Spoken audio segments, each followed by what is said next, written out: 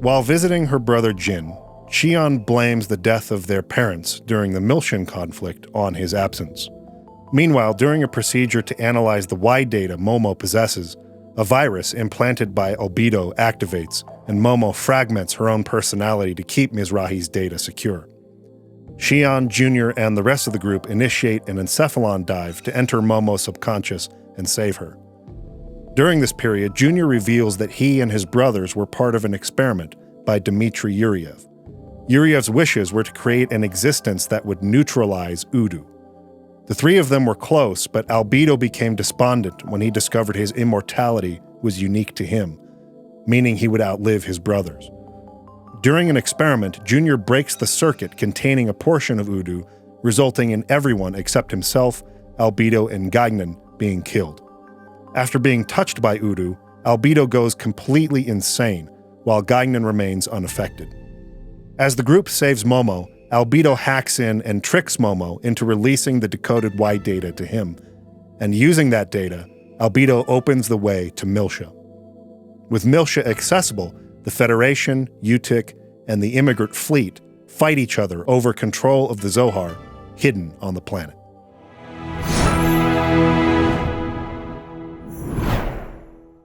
All right, so we left off with the very uncomfortable dinner scene for multiple reasons, on top of like the actual story context for why it's uncomfortable. Yes. It's uncomfortable because the animation and voice acting is so stiff. And the writing. Yeah, that was a rough one. It's tough. It's It tough was to funny, watch. though. Like, it was still funny, that's but true. my goodness. And then they show up to Jin's house. Yep. And Jin, he is living that trad life. He's got books on books on books. He's running a used bookstore. Shion seems to kind of insinuate that he has been employed in a different sector of work twice a year, basically. He changes his job. And so she's upset that he's kind of turned this place into a bookstore and that he can't seem to hold down a job for very long, nor does he really want to. And it's hard to know because we still don't have a complete answer, even by the end of this playthrough, on exactly what happened and why they don't get along so well. But she has just had it up to here or like way up. She's so done with him. She cannot believe it. And she hasn't seen him in years. Yeah. But she just cannot stand who he is. She cannot stand his personality at all. And it just like grinds her and just irks her.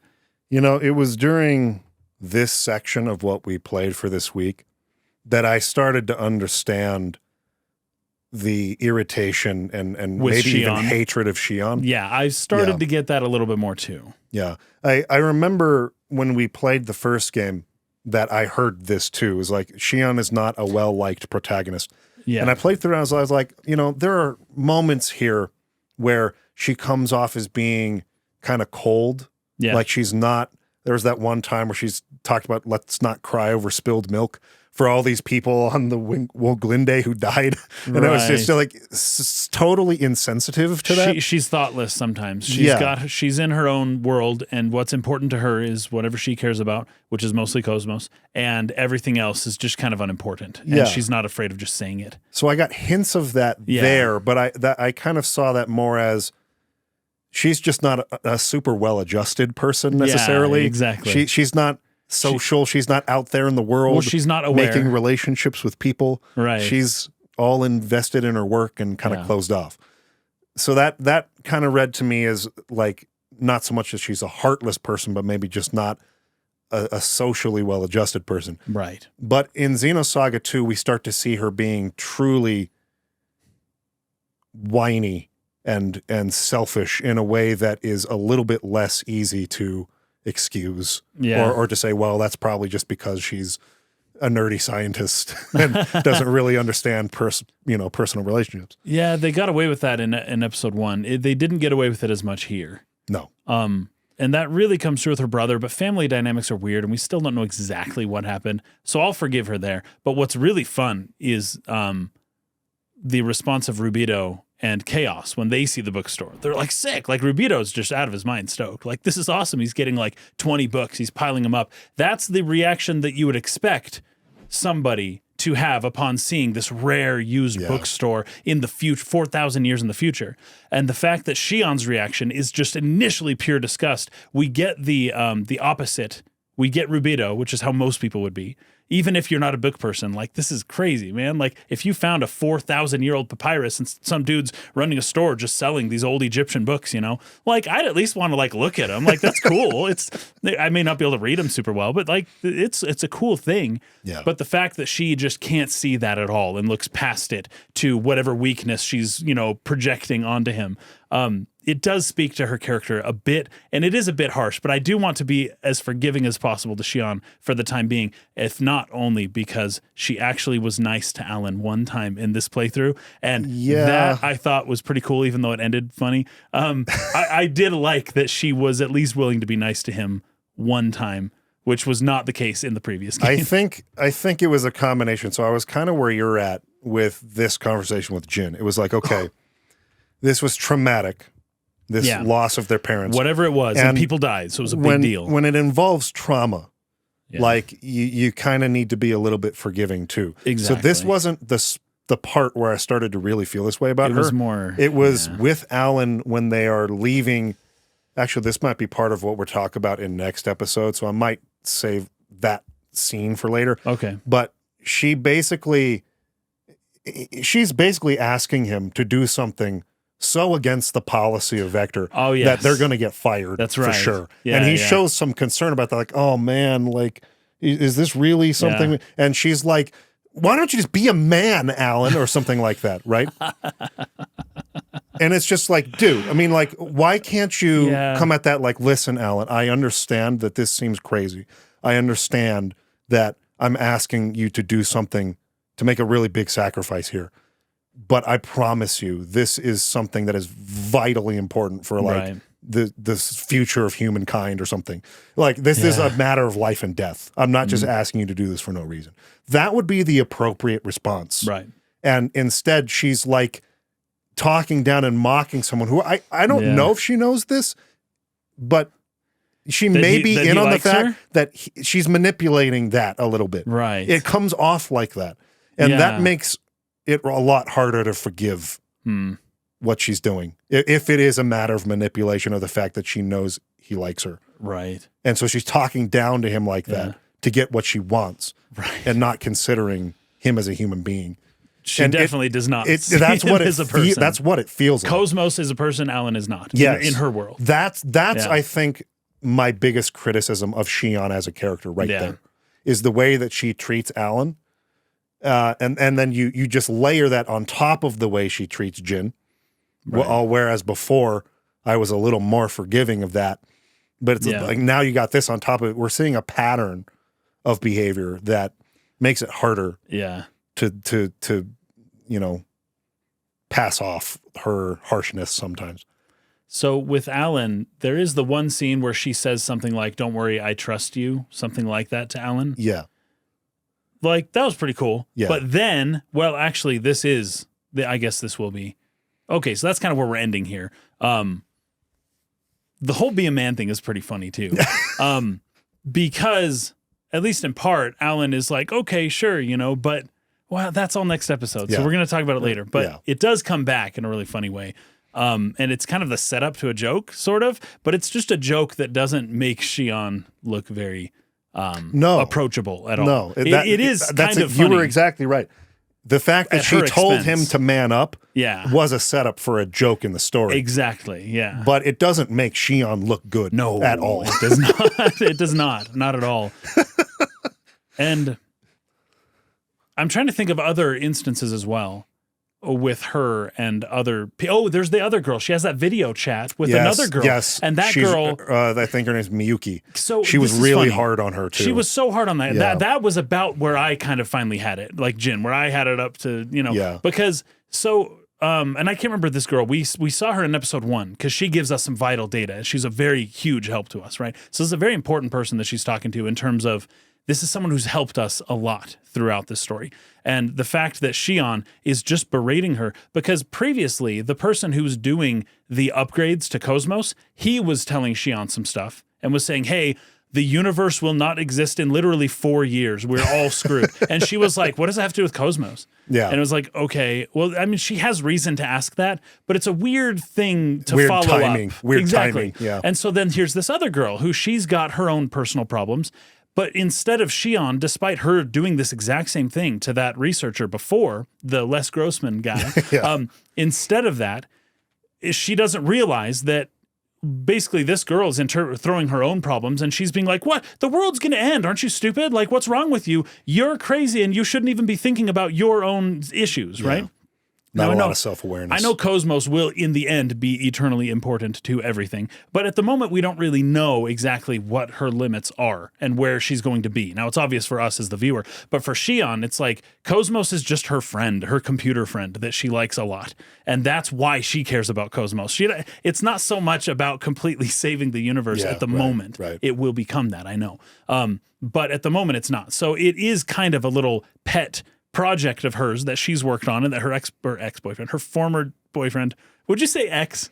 How would you? Here's the thing: what would be the prefix? Still not even totally sure whether they were in a relationship. Oh, it's just she liked him. It seems that she felt that way about him. I didn't realize, but that. I don't know it's a total what Alan. Kevin felt about her. Okay, interesting. Necessarily. That's very. We haven't had enough scenes to sort of like really No. get a sense for what that relationship was. And Kevin sometimes seemed to be that way too, where she was paying a lot of attention to him, but he was kind of off in his own little world. It's so funny how often this happens. Everyone's kind of in their own little world here, but there's some pretty serious stuff happening. But and then their own worlds are kind of interfering. I felt that with Shion this time. Not so much to the extent where I'm completely writing her off as a likable character at all. But those were some pretty difficult moments, and I'm hoping that there can be a moment of redemption for her in this game, not the next game, in this game. Right. And we'll see if that happens. Yeah. Well, we'll see. But in this scene, at least, with Jin, right? Yeah. So the frustration that's boiling over at the beginning with, well, you're always changing jobs. This is all the type of thing that is, this, I think, at least is very true to relationships that are complicated in real life. You see people getting irritated at these things that seem trivial. I've done this a lot where I've observed certain people who have terrible relationships, and I see them get together, and the things that they are picking at, I'm going, why on earth would you make that a thing to attack? But it's all that's 20-year story. Yes, that's behind those words. The real frustration is way underneath that, which is what we get into in the next scene. She blames him because he was there on old Miltia when their parents died, and he arrived too late to help. And so she has sort of really integrated that trauma and the blame of him, blaming him for it.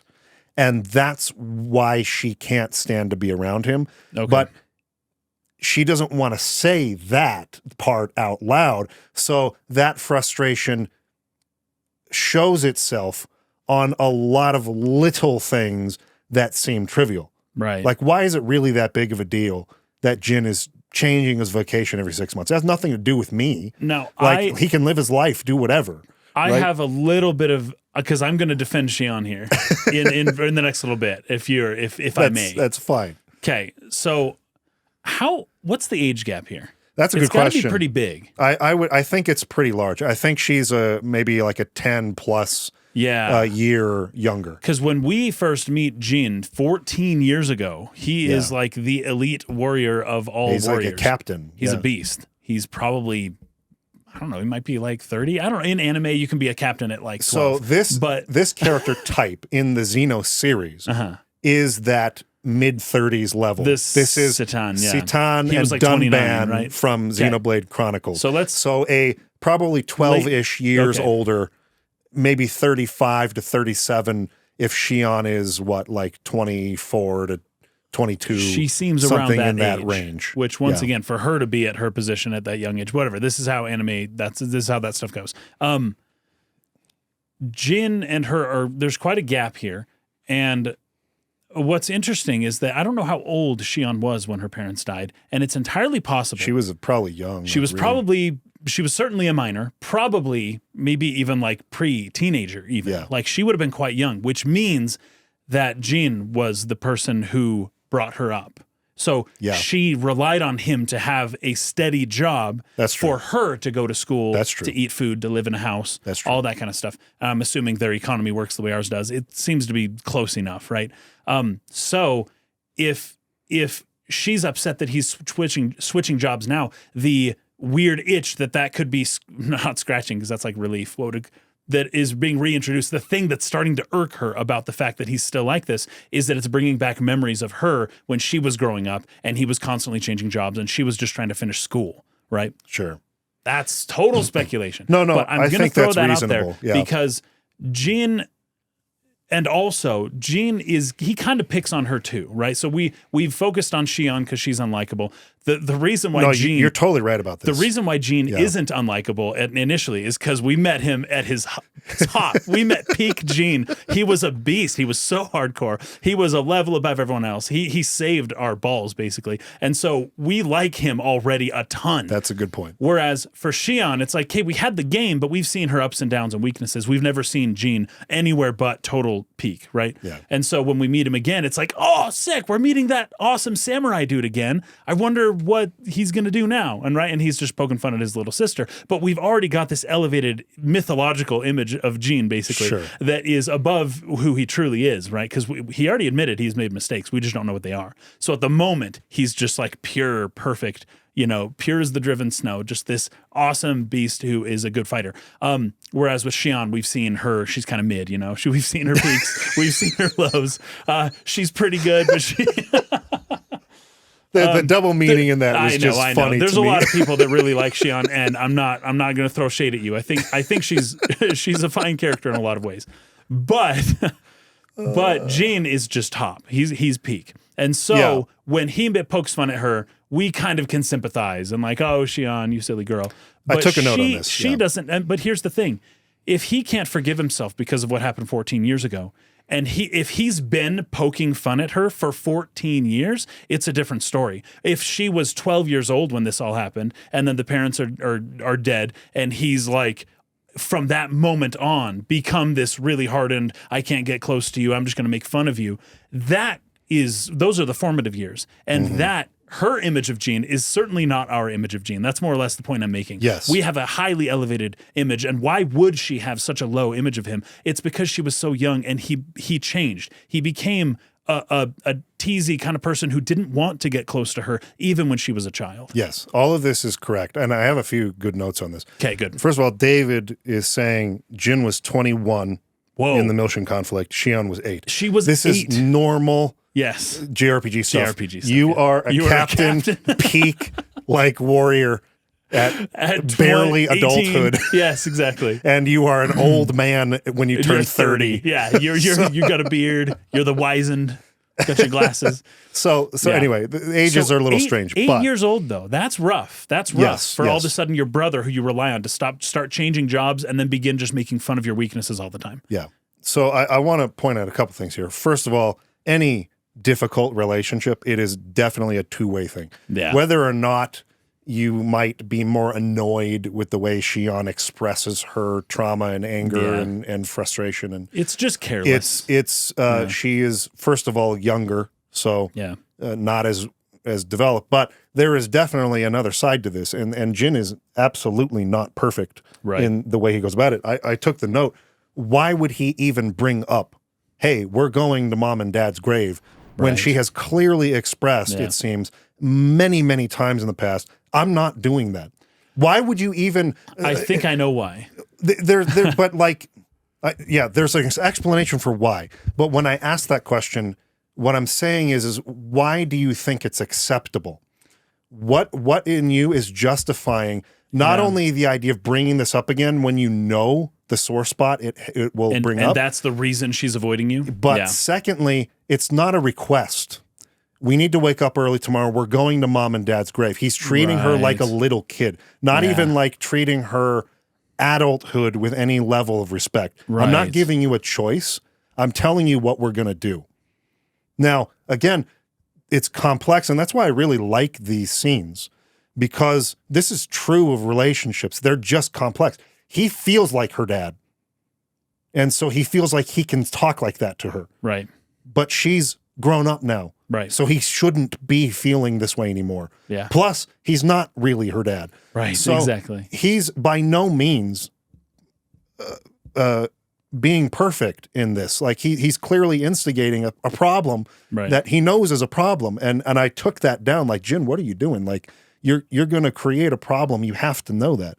But secondly, he talks about why in the scene with Chaos that follows this. He purposefully tries to push her this way because he's afraid that if he treats her with warmth and tries to actually get close, that she'll for real cut him off forever. And so it's almost this like irrational fear where if I treat her good, if I treat her nice, if I treat her like the brother I should be, I'm afraid she'll actually cut me off forever. Right. And at least this way, in this complicated confrontational relationship, I still have my sister. Right. It's a really weird, irrational, psychologically messed up sort of way of viewing it. And that's why I think he brought up the gravestone and all that. Yes. He has a role in his mind. He's playing a role in her life, basically. And his role is to be annoying and to poke her and to do things to make her to do things she doesn't want to do. Yeah. That's what he sees as his role for her. And so of course he's going to ask her that. So if he thinks that she got to know his true self, she would abandon him, right? So he can't be his true self. He has to wear this facade. And so by poking fun at her and inviting her to her parents' grave, it sounds like horrific, but whatever. By poking fun at her and inviting her to her parents' grave, he is actually keeping her close in his mind. In his mind, yes. That's so, and you see that just, man, it's so sad to see someone like Gene, who we are introduced to at the beginning of the game as such a beast. Yeah. And we see him at this point of his life where he's just kind of a bit of a failure. And also there's some obvious like psychological trauma and issues that he's dealing with that he is just swept under the rug and that everyone can see. And it's like, man, you used to be a contender, man. What happened to you? And of course, someone may at some point. Well, actually, I don't know when exactly that happens. I've only played until I think one scene, like one part after what we played, where we're going to kind of end up here. Yeah. But I have two other things to say real quick, but unfortunately, they're kind of like sort of prediction-y. And so maybe I shouldn't say them, but I'm just going to throw them out right now. Okay. I don't know that he was late, and that's why the parents died. This is one thing that's actually been bothering me a little bit since Xenosaga Ep.1. Why did Albedo see Shion as the guardian of the Y-Data? Yeah, right. Why did that happen? Right. That's strange. Is that part of the Y-Data? If I'm hearing you correctly, we're getting a little bit of Faye forgetting key things. Yes. What do you call it? Forgetting certain traumatic things that on purpose. Yes, maybe some suppression stuff. Yeah. And so I'm almost wondering, first off, the fact that Shion is there as a full-grown adult person makes me wonder if Shion is a person or a robot. That is what I'm wondering now. And also, one of the things I'm wondering is whether or not Gene was late to save the parents or whether or not he's the one who killed the parents and that they're the ones who had the Y-Data and that Shion was their daughter and so she's the one that they set up to be the guardian behind. So you're and speculating it's all kind of circling on around her. That this happened before we encountered him in the Because intro you're bringing of this up game. some interesting things that are like, do I say the reincarnation word? Is that, we played Xeno games before, right? So this is kind of where it goes. But I'm wondering if it just goes deeper than that. Why would Gene be like, I have to atone for stuff? How did he know that he was already too late to save his own parents? It may have happened beforehand. I don't know exactly what's going on. But I do wonder what exactly he did to get that Y-Data. And if it isn't maybe worse than we're thinking. Oh, I killed some people. I shouldn't have done it. Yeah, who did you kill? Right? And why is Shion the one who guards the entrance to the Y-Data? Those are my big questions right now. Okay. Big questions that I do not understand the answer to. I will not comment yet on those things. We'll leave those hanging. A couple things here. I want to talk about the scene with Chaos a little bit more in depth, but there's a scene that they cut to in between here, between the bookstore and the dinner. Yeah. With Margulis and this guy. He's got like pink hair and like Matrix glasses on. Yes, we saw him. I remember seeing him at the end of episode 1, I think. Yeah. Yeah. Basically, he said some interesting things here about the fortress from the last game that was called Pleroma. Oh, yeah. That fortress, he basically commissioned them to decommission that or to destroy it. that battle station or fortress, whatever you want to call it. But he also said that it had been named after the ship that had escaped from Lost Jerusalem that the immigration fleet came on. Right. So they're making a point here. I don't know if to clear up confusion. These aren't the same thing, just so you guys know. The Pleroma that the immigrant fleet came here on is not that different fortress from Xenosaga 1. So they're just like clarifying that real quick. I mean, how many things have we listed now that are named the same thing, but they're different things? Yep. We got multiple Jerusalems, multiple Miltias. We've got a Joachim Mizrahi and a Joachim. They're not spelled the same, but they're very similar. Two different people.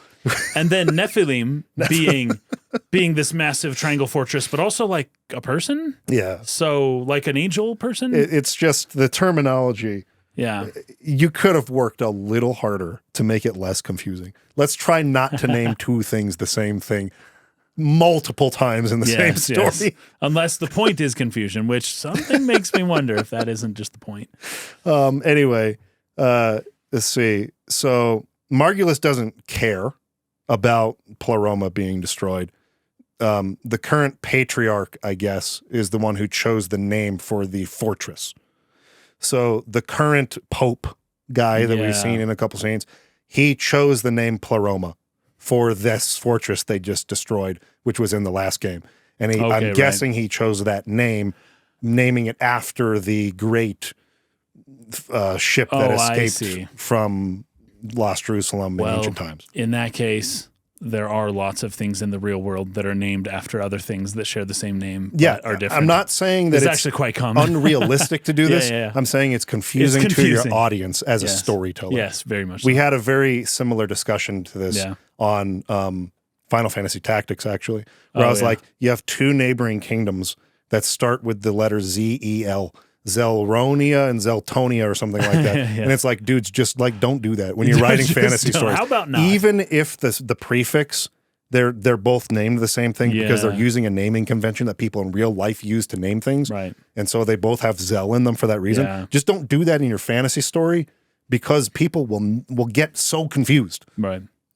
They needed to hear that 30 years ago. But I think we've got a handle on it, so I think we're all right. But Margulis also reveals here that Albedo is soon going to open the seal to Old Miltia, and that the Patriarch is going to command the Immigrant Fleet to invade it right away. So the Immigrant Fleet is going to have a step up on the Federation. This is exactly what happens at the end of this portion we play through for this week. The Immigrant Fleet, because they are allied at the moment with Albedo, they know his plan to hack Momo when she goes into the UMN central like base or whatever, and that when that opens, we're going to be ready to send our ships in there and take it like right away. So he ends up telling Pellegrini that she has permission to act on her own during this event, but that they better not fail again. Right. Now, I don't know why he's considering a failure on her part, because it seemed to me that the problem was not her, it was the anima whatever that was installed on her ES the relic mech. Whatever they call it, the vessel, the anima vessel. It's true, but if you're the leader of an operation, it's your responsibility, whatever went wrong. Like, things will go wrong. That's true. And I wonder if he believes her story. Where it's like, oh, you got the most powerful mech ever, and it's like, oh, it didn't work. It like stopped working. Like, yeah, shut up. You failed. You lose. You know, it's almost like Denethor with Faramir versus Boromir, right? It's like, Faramir, what a failure, and it's like, dude, he was given way worse situation than Boromir was given. But he failed. Boromir succeeded, so doesn't matter. It's irrelevant that Faramir only had like 200 people. It's like, whatever. Your brother would have done it. Yeah, right. That sort of attitude about it. Yeah. All right, so I want to dig into some dialogue here between Jin and Chaos. I thought this conversation was really interesting. Some interesting symbolism too with the use of the moths to the flame that I thought you would like. Yeah. I'm going to kind of go through that and then I'll pass it to you.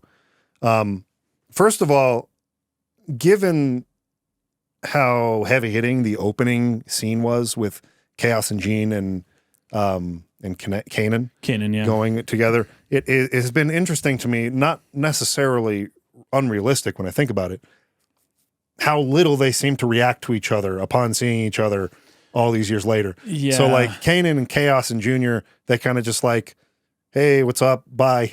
Yep. There's not like much of a reunion there. Right. And we kind of talked about it last time. It must be because, well, just because I was on a mission with you once or just because I saved your life on a mission once doesn't mean I developed a relationship with you or followed up over the years. At the same time, though, Chaos mouths something. We don't hear any words, but his mouth's open and he says something.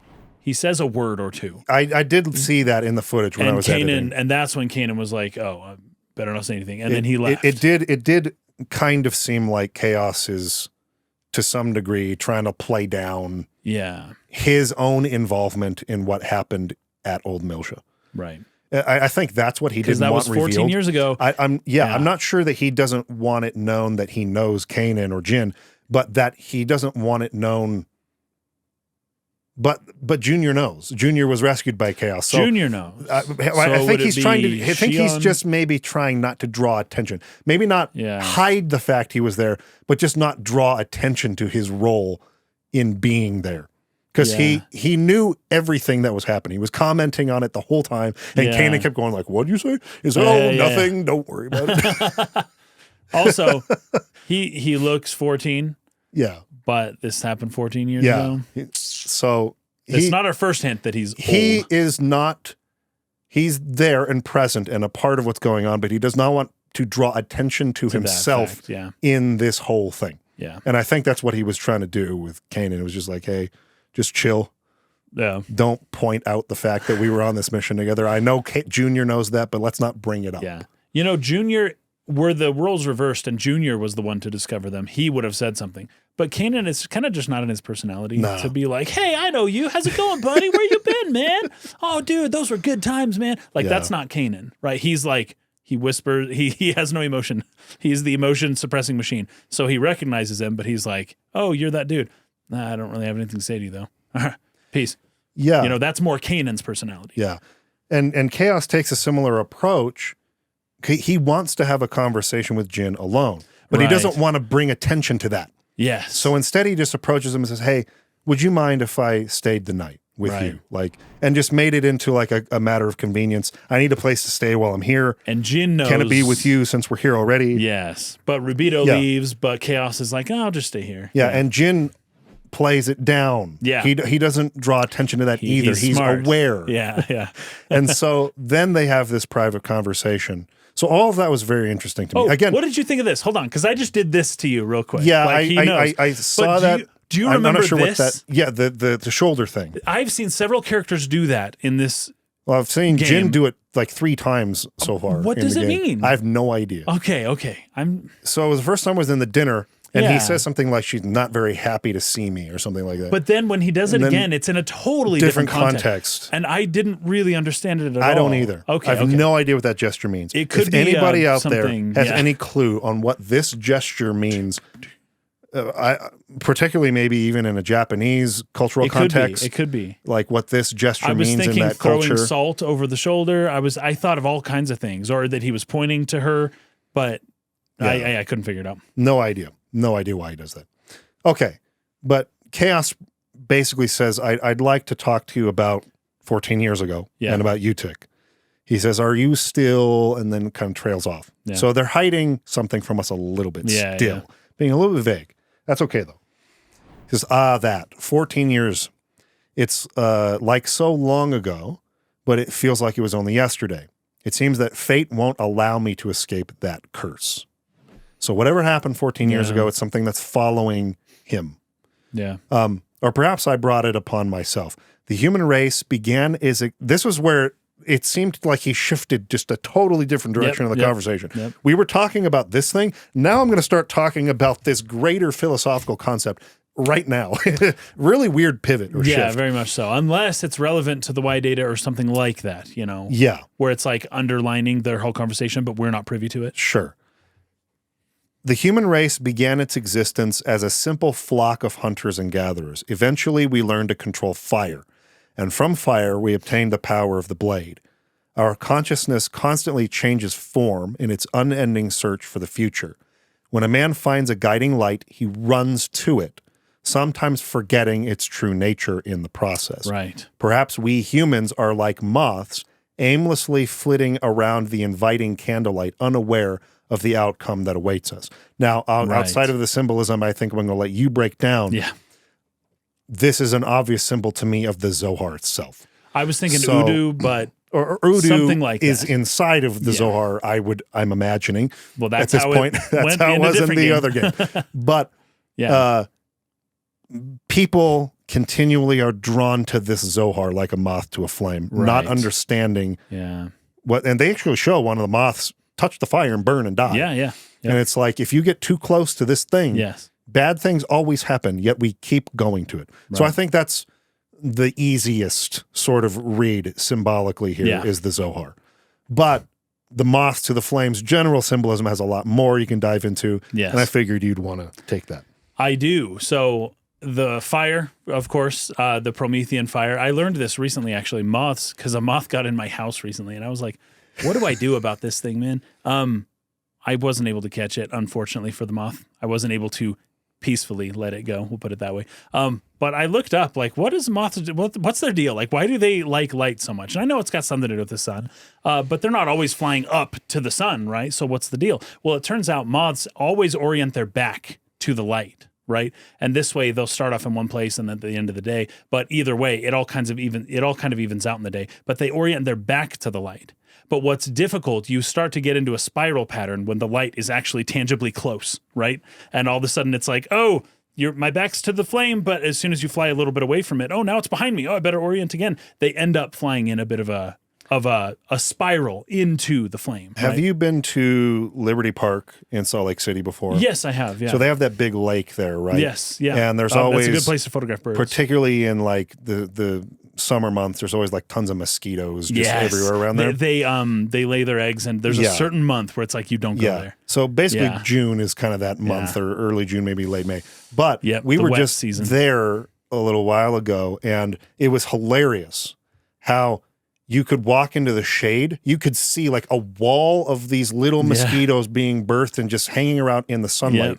And then you would walk into shade and there would be none. There's nothing. And then right on the other side of that shade, tons again. Of them again. they like wanted to be in the sunlight. Yes. So it's a similar idea. Absolutely. And then once again, though, our version of fire and technology, the technology that we have really is the power of the sun, like in so many different ways. And to where even an insect can't necessarily tell the difference, right? And sometimes, I think to Jin's point, is like, but how sure are we that we can always tell the difference? It's so funny to look at the bugs and be like, these bugs are so dumb, like they're going to die. At the same time, be like, but what has technology led us towards with like nuclear weapons? And like, how smart are we? You know, we're so smart. We found the fire of the sun and we know what it, no, we don't know what it is. We don't know what we have. Even in just the caveman's fire from 2 million years ago, we don't yet know the end of that story and how that plays out for us. It may not be so pretty. Well, it hasn't been pretty in many ways, right? And so Jin Uzuki is playing this very interesting role where he watches one of the moths die, but he does the most interesting thing afterwards. He puts his hand in front of the flame for the other moth. Really cool. That's really good, because imagine a high dimension, a superior being, right? Sure. And imagine, I want compassion. This. I want this thing. Why are you not giving it to me? I want that. And it's like, wait, hold on, buddy. You don't know what you're doing. You don't know why you want this thing. You think you do, but you don't know where this ends up. I am actually helping you by blocking this from you. And then you go off somewhere else, right? I am actually doing you a service. And now I'm going to think about Udu a little bit. I'm going to think about like what else this could be speaking to in the broader sense within this game. Everyone's looking for the Zohar. Everyone's looking for this like ultimate like thing. I don't know exactly what everyone's looking for, but they're looking for something, right? Because this is just what humans do. And something is also keeping them from actually discovering it. And the suggestion within this scene of the game, or of all 3 games possibly, and maybe all like 12 of Tetsuya Takahashi's games just in general, is like when you try to answer the question, why can't we ever seem to find it? Why is it ever elusive? And that if there is some intelligence or something behind it, why does it behave the way that it does, contrary to the way that we think it should behave? And it's entirely possible that it is trying to protect you by doing what it's doing. Even Udu or some part of the UMN, although I'm skeptical about that, whatever the ultimate existence is here that they're contacting that seems so elusive and that seems very reluctant to expose itself to anybody. And when it does, those people go crazy, is kind of like that's the fire, and that there's somebody who is protecting us from that fire and that we hate them for it, but that they just saved our life. Yeah. And now I don't know where this goes. I'm very eager to find out exactly how this game ends, because it's going to have something to do with that theme of the fire, the moth, not just the moth and the flame, but the superior being who knows the relationship between the proper relationship between the two, and who actually intercedes on behalf of the moth and the flame a little bit too. It's like, I don't know that the moth sullies the flame that much, but I don't want to smell burning bugs when I'm outside, It's like, hey, stop burning yourselves, I don't even like to watch that. Like, stop it. But I'm going to purify the fire by keeping you out of it. At the same time, save your life by drawing your attention away from it. But that doesn't mean that there isn't something there. Yeah. It just means that you're better served not accessing it directly for whatever reason. Yeah. I thought it was really a really great scene just in general. Yeah. I mean, outside of the obvious sort of stiff voice acting and whatnot, we're past that now. It was a well-written scene. It was well-written, yes. I actually really liked the cinematography. I loved that shot me too. Yeah. of him kind of putting his hand in front of that moth, and then the moth flutters away. Yeah. And it goes to live a meaningful life within its own definition, what a moth could consider a meaningful life. Yeah.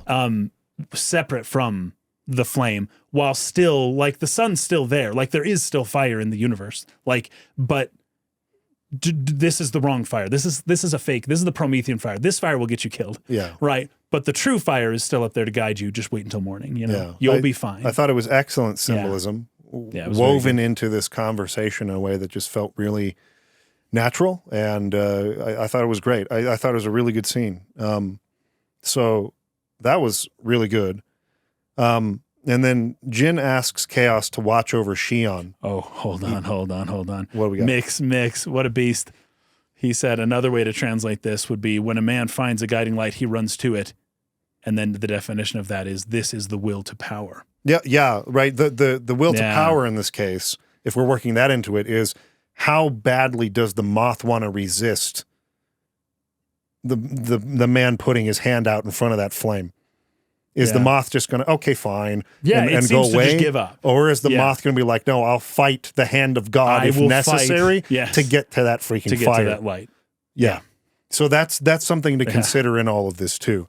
David also mentioned earlier that this particular gesture is used a lot, I guess, in or by older people in Japanese culture. Japan, okay. To sort of like signify that the shoulders are tight, that they're feeling tired. Rigid or tired. Like, I'm tired. I'm interesting. So he could be like, oh gosh, I'm annoyed by this conversation. Okay, or it's something like that. Are we on the right track with that? Anyway. Very interesting. Interesting.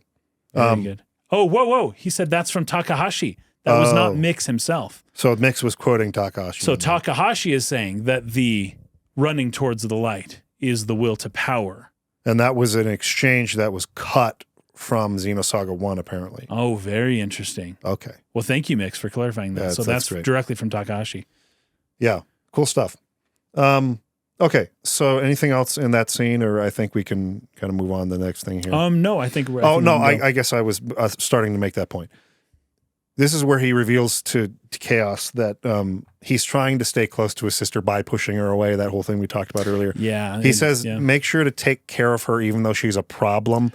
Wording it in that way was another, to me, that it's not just Shion that's the problem in this relationship. Oh, it takes two to tango. Views her and talks about her in this way too, and I think that's Yes. indicative that he's as much to blame. But Totally. And he even said so in front of her, like, hey guys, sorry she's been such a burden on you. Yeah. And no matter how many times people correct him on it, like, no, she's great. Like, she did the thing. And Cosmos, like, his response to her, like, she's the whole point of all of this.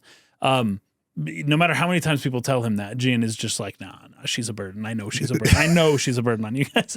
He can't do that. And even Chaos is like, no, Shion helped us out a bunch. And Jin kind of just cuts him off and ignores him and is just like, shut up. I know she's a burden. I know her better than you. You don't know what it's like to live with her. And like, you get all mad and upset and just not realizing that, like, hey man, other people have had experiences with this person that are way different from yours. Like, you may not really be seeing this person's full potential, or maybe he does, and that's part of the problem. Yeah, is that, gosh, I really want to know what happens at the end of this game. There's a big mystery here with Shion that I'm very curious to unravel. Yeah, and speaking on Chaos and I brought this up last time. They're just even further every time he appears almost in a scene. They're continuing to build on that mystery that we were curious about last game.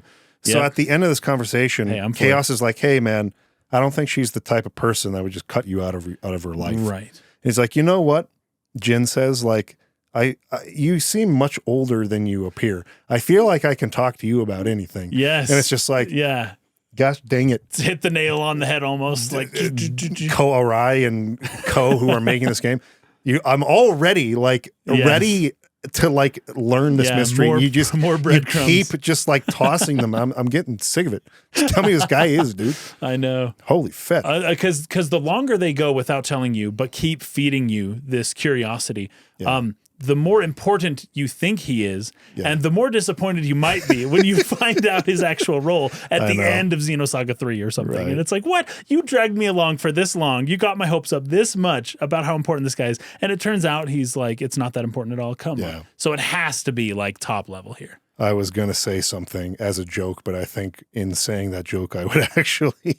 You'd be giving away some stuff. I would give some stuff away, so I'll just hold on. Okay, back to the UMN control here. Momo's analysis is getting ready to begin. Yuli actually shows up. I really, really, really liked what they did with Momo and Yuli here. Me too. Last time we talked about, we weren't sure where the hate for Xenosaga 2 was coming from. Yeah. I read a lot of comments, and it seems like, for the most part, again, there are some people who voiced, well, the storytelling for this or that reason. Yeah. I think we'll get into that. We'll do a whole episode just breaking down. We'll bring TJ the Emperor back on. Yes. A whole panel. A lot of people asked about him. Yeah, and we'll just talk about the execution of this story then. So for those of you who are looking for us to comment on that kind of thing, I think we'll save that for later. But just know that I think it's actually executed quite well so far. Yeah, me too.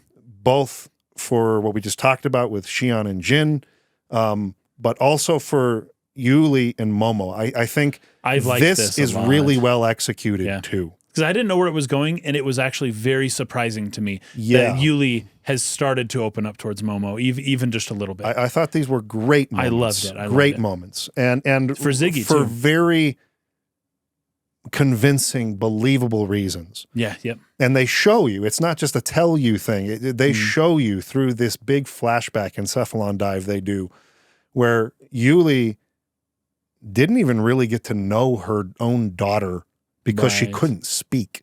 Right, yeah, that's right. Yeah. And so I'll get into that in a minute, but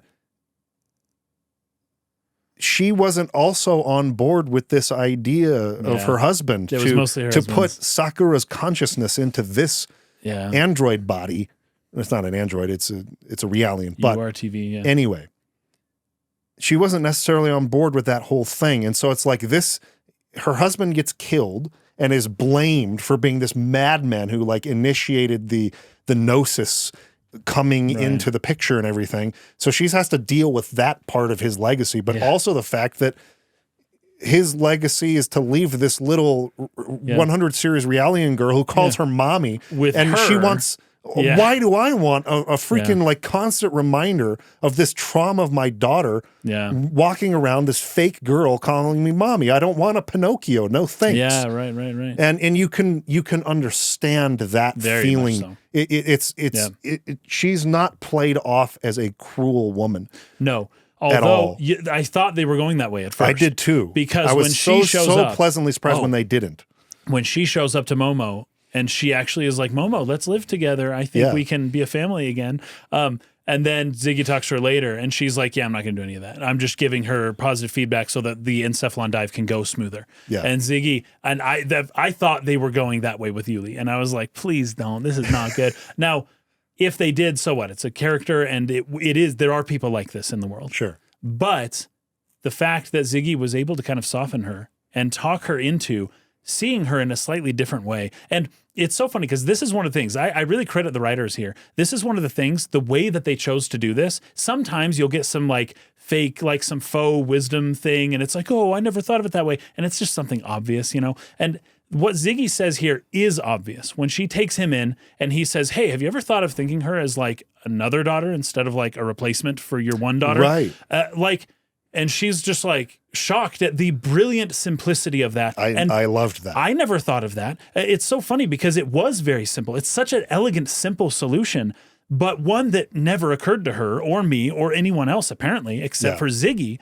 And Ziggy is just like, hey man, like you got 2 kids. This is another kid. You don't have to, no one's replacing anyone. You are so right. And that softens her up so much. And I love how they were able to put in this really deep wisdom here without it coming across as cheesy and kind of dumb. Yeah. Like it was really deep and I loved it. You're so right about that. And I actually took that note for when later on Yuli says, you're a different person. I've gotten to know you. Yes, exactly. And your personality is not modeled after her. You're a reliable young woman who I wanted to get to know better. You're a different person. Yeah. And that was really brilliantly executed. That was really good. That moment of reconciliation between Momo and Yuli played up in various scenes leading up to it is, as far as we're up to at this point, the most brilliantly executed, I think, part of the whole story. I think agree. It's beautiful. Especially after the encephalon dive goes wrong. Yeah. And she's there like doing CPR trying to the girl. resuscitate her. It's like, this was like, she wasn't just, because we don't know what to think of her. Is she just a liar? Is she just, are these platitudes? Is she just hiding her true nature? But you can see it in that moment where it's just like she really does care and that she really did decide that I am going to try to give this a chance. And of course, that is the moment where Momo is now lost to her and like, oh no, and she realizes the mistake she's made. But also, it's so good because as soon as one person makes one little hint to her that puts one puzzle piece into place, everything else then just connects. And it's just like, oh, come to think of it, she's totally not at all my daughter in so many different ways. Like I thought that, and it's like she could have realized this way sooner. But she didn't because she probably thought, Joaquin screwed up. She didn't do that. That's not how she really was. But instead, just realizing that, no, he intentionally designed somebody to be different. All of a sudden, everything just fits together now, just so quickly for her. And I thought it was actually quite realistic as well. And that many movies will do this. As soon as the child finds the parent, or as soon as the lovers finally find each other, that, oh no, now some new drama comes in between them. This always happens, which is, I don't fault the story for it at all. I think that's totally fine. But the fact that it happens here was really heart-wrenching for me. I look forward to learning more about Yuli in particular. Yeah. And it seems like she's going to play a little bit more important role in this game than she did previously. Yeah. Yeah, and again, they built this up in stages. There were several good scenes. This scene where they all kind of initially arrive at the UMN, and it's like, okay, Yuli's coming, and Momo's excited.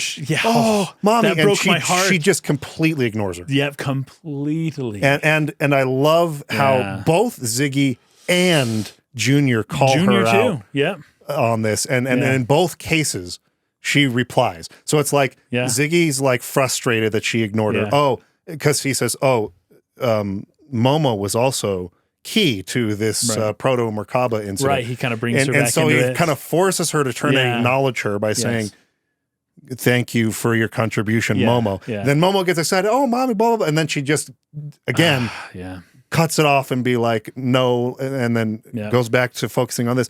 Junior at the end, again, sort of like, hey, you know, like, what are you doing? Right. His voice. And then she offers, okay, come live with me. Yes, exactly. She kind of overdoes it then. And I'm like, now you're going the other way. Like, come on, just be normal. Right. Just be normal, you know? But it's so hard for Yulia to do. But it's this really great sense of contrast in the scene where you're hopeful that Momo will finally get a recognition from her mom, and then denied. And then you're but deflated. then some hope again, and then denied, and then some hope again, and then she reveals what she's really exactly. And it's like, so dude, denied, but denied even heavier. I know. Because it's like, oh, you're evil about it. You're gonna be evil about this now, aren't you? Yeah. Right. So disappointing. Yeah, and so anyway, it's really great, and then you get a whole scene after that with Junior and Yuli. So you could conclude at the end of that scene, okay, I hate Yuli now. Yes, and you would be justified for feeling that way. And this is what I love about this is that this is how people are. Yeah, when you get this window of a look at Yuli, you go, what a terrible person. But they don't just leave it at that. In the next scene, they have her alone with Junior in that sort of room in the computer terminal where she's sort of uploading some data or transferring some data or something. And Junior basically tells her, like, look, I know you're not this cruel person, this cold person you're putting off here, because I knew you and your real daughter, Sakura. I promised her that I would take care of her mother and her sister, who is Momo. Yeah. And like, listen, just give her a chance. Like, just try to look at this differently. You see the lengths to which he's going to get to her, like to get her to understand. Yeah. He's not angrily like, flipping her off and being like what screw we would have you. done. Yeah. No, he's trying to reach her. Right. And you see in a very compassionate way him breaking through. Yeah. You see that realization in her face, and you see her turning slowly all the way up to that scene where the analysis goes wrong, Albedo hacks, she falls, and she's presumably dead. Yeah. And then Yuli's running in there trying to resuscitate her. Right. That's what she really wanted in her heart all along, but she just wasn't sure about it for all of these very believable, complicated reasons. Once again, deep like family trauma that we all are familiar with, but that when we see it in other people, we have a hard time accepting it when we see it in other people, because it's like, oh, you're being ridiculous, but not realizing that we all have these weird relationships with our siblings and parents and cousins and uncles and all grandparents, all that stuff. But sometimes we just have a hard time realizing that. Well, so do these other people as well. Yuli as well. I can't remember the fact that Rubido calls Momo Sakura's sister. Was that the first time that she referred to her that Momo has been referred to as Sakura's sister? I believe it was. As soon as I heard it, I was like, I think he's talking about Momo. I think so, yes. Yeah. I think this would have been, going back to the first game, even the first time where any character would have made that kind of connection with Sakura. Yeah. And hearing the word sister kind of broke her barriers a little bit. And she's like, okay. But hearing the word, I think, daughter, I think that's what Kanan, sorry, what's his name? Ziggy. I think Ziggy says that a second child or a second daughter or something like that. Yeah. I think that's where it became more personal to her, because sister is in relationship to a sibling. I want to make sure that that's what he said. I'm pretty sure it is what he said. You're talking about Ziggy saying, just see her as a second daughter. Yeah, he does. He does 100%. Okay. I'm 100% certain about this. You're good. once Rubido says sister, she was able to vicariously see through her daughter, like, oh, a sister for the daughter. Oh, how nice. But she didn't realize, no, that means, oh, a sister. Yeah. But that doesn't mean another daughter for you, though. It took somebody else to point out, like, if your daughter has a sister that's like your own. Same-ish enough. That means that's your daughter, too. And that made it more personal for her. Yeah. There's really, obvious really things that needed to be connected. Really, really good. I can't speak highly enough of how they executed this Momo Yuli Mizrahi subplot. I thought it was excellently done. Yep. They worked really great with a short space. It's not was it Kanan or was it Ziggy? It was Ziggy, right? Ziggy. Okay. So it's not like they had, hours of scenes. I mean, it's like 2 or 3 scenes. Yeah, that come in fairly close proximity. Yeah. and it works. Yep. It just works. It's just very well executed. I loved it. And it requires some of the additional context that you get from the actual encephalon dive after Momo has been compromised by Albedo, and they're going in there trying to like recover the Y-Data, and you see how Junior was involved in the process of trying to help Sakura and how his relationship with Yuli and her. When all that comes together, it just works. It's really, really well done in my opinion. I absolutely loved it. Loved it. So, and then we also get that little hint there that takes us back to Pied Piper a little bit, where Ziggy brings up his own past. And Yuli kind of mentions it as well. She says, so what happened to your kid? You know, you had a kid. Like, what happened to your kid? And he said, oh, there was an accident. And she goes, okay. And that's why you committed suicide? And he goes, yeah, that was basically it. And this harkens back to Pied Piper. But Ziggy remembers all this stuff. I didn't realize, I don't know, I've had a hard time gauging how much of his past Ziggy remembers. But if he still remembers that. Well, there's a flashback. Did you catch it? Where yes, he sees the blood on the ground and he sees it's when Momo was getting CPR. Yes. It's when Momo was getting CPR. Yeah. That he sees that. But that was after this moment. Yeah. So you're right that he doesn't have all of his memories back. He just has some. They sort of he just has the worst come ones. and go here and there kind of a thing. Gotcha. Maybe not like a complete picture, but like they're there. Yeah. And he suppresses them too. So and that's every another now and then reason. He gets a little more. But yeah, you see that scene with the blood on the floor and you see Voyager there in the black hood and everything like that. Again, very glad we played Pied Piper first. I'm so glad. Otherwise, we wouldn't have gotten that at all. It makes that scene have way more impact when you know what that's a reference to. In my opinion, I think it's better to play Pied Piper first. That's what I would suggest for everyone. So far, I think I agree with that. Not that I played it because I didn't. I watched a video on it, but that's what I would suggest. So great stuff. Okay. In total. Also, this is the first time I noticed that Momo on her hat has a symbol that I don't recall seeing in the first game. Oh, but it's similar. It's that snitch, like the gold ball with the yes, wings. We talked about that. It's that, but also on her hat, it's got this big circle up top and then a bunch of loopies like on the sides and underneath it, kind of like cursive script almost. It's not writing though. It actually just kind of resembles an octopus. I don't know exactly what it's there for, but I wanted to bring it up because this is the first time that I noticed that it was there at all. And it's on her hat, her beret kind of hat that she's wearing. Is that a beret? Would you call that a beret? Yeah, I guess. And my initial thinking was something like the Kraken. And we'll see where that goes. I see what you're going. We'll see where that goes. Aiden has an interesting comment here on the Patreon chat. I like the concept of how an adopted family just makes sense to Ziggy. Right. Like it's obvious to him that I can think of this kid as my own. Yeah, of course. Because of Joaquin from Pied Piper. And that his suggestion of that to Yuli, it kind of just comes naturally to him. I think it's a good observation. Yeah, Thank I like you it for too. that. Okay, a couple things I wrote down that I just want to mention before we dive into the whole encephalon scene. Okay. First of all, the scene where Junior is talking to Yuli in that computer terminal room, it's kind of a dark room. Yeah. I felt like here, the first time in sort of this kind of scene, that's not like a key, highly animated, super important scene. Yeah. But like one of those sort of just in between scenes where they're just kind of standing and talking. This had a really good lighting and shading. Like the models looked way better in this scene than in elsewhere, like we talked about last week. Yeah. They had light coming from the computer terminal. It was a more moody scene overall. I thought that everything looked quite good in that scene. So I wanted to give flowers to the game where it does execute well on those particular aspects. I thought that was great. Okay, and then we also have the scene where Yuli finishes maintenance on Ziggy, right? She reveals her feelings about Momo, and that's where he suggests to her, could be, she asks him about his son and whether he committed suicide because of that. Remember that? Yeah. And then he asks her to treat Momo like a second daughter rather than a copy of Sakura. So that all happens there. We kind of went That was great. But that's where that happens. Okay.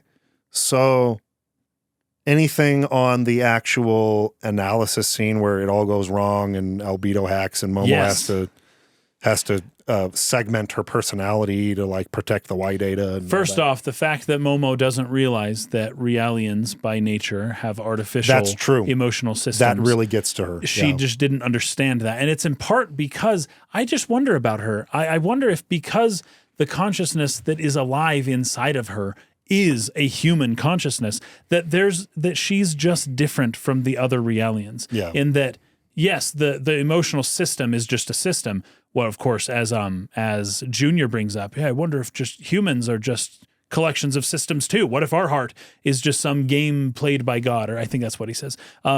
Or if we have some type of independent existence, whereas Momo, I think, would have that feeling in part because inside of her is this human consciousness that isn't artificial, but that is interacting with these other systems that are artificial. And that's why it cuts her a little bit more than it would the others. I don't know if there's anything to that, but that's kind of the only thing that I was able to come away with because she knows what she is, right? Doesn't she? She's used her powers many times. Yeah, she knows. She knows that she's basically a computer. But to hear that her emotions are a system really cut her deep, it seems. That's true. They made a fine point on that, and that's a good Very thing to much point so. out. And it was just right at the right. She was told, we're going to shut down your personality. Yes, my personality. Yeah. And emotions. And she was like, oh, so my heart is fake? Right. Is kind of the way she takes that, right? So she really takes that to heart in that moment before they do that. And this is something we've seen other Realians get worked on. They don't have this problem. Yeah. They don't seem to have this problem. That's a good point. And I think it's because of Sakura's it's consciousness. actually a Realian, a 100 series Realian, who's saying this to her. That's right. It's one of her. She's the operator who's, right. I'm going to shut down your personality and your emotions. It's like, I've accepted this about myself. Like, what's your problem? We're the same, but there is something different. They are literally the same model. They are 100 series Realians. She's just the prototype. She has the consciousness of Sakura. She has the consciousness of Sakura. Yeah, I really think that's it. And then when things start to go wrong, Yuli says, "This is a grand trompe-l'oeil." Yes, I took a note on that. I'll let you go for it. It's just French. It's French. I don't know why they have to do this in Xeno games, but it's an illusion. Trompe-l'oeil. The actual words mean to deceive the eye. To deceive the eye. Yeah. Trompe is to deceive, and l'oeil, as French is a funny language. I have a hard time pronouncing it. Impossible to pronounce. Yeah, but that's eye. Is eye, but l'oeil would be the eye. So anyways, the deceive of the eye, or in essence, an illusion. And she's learning about her husband as this is happening, right? Where it's like, whoa, he pulled off a total, complete deception with all of this. I can't believe it.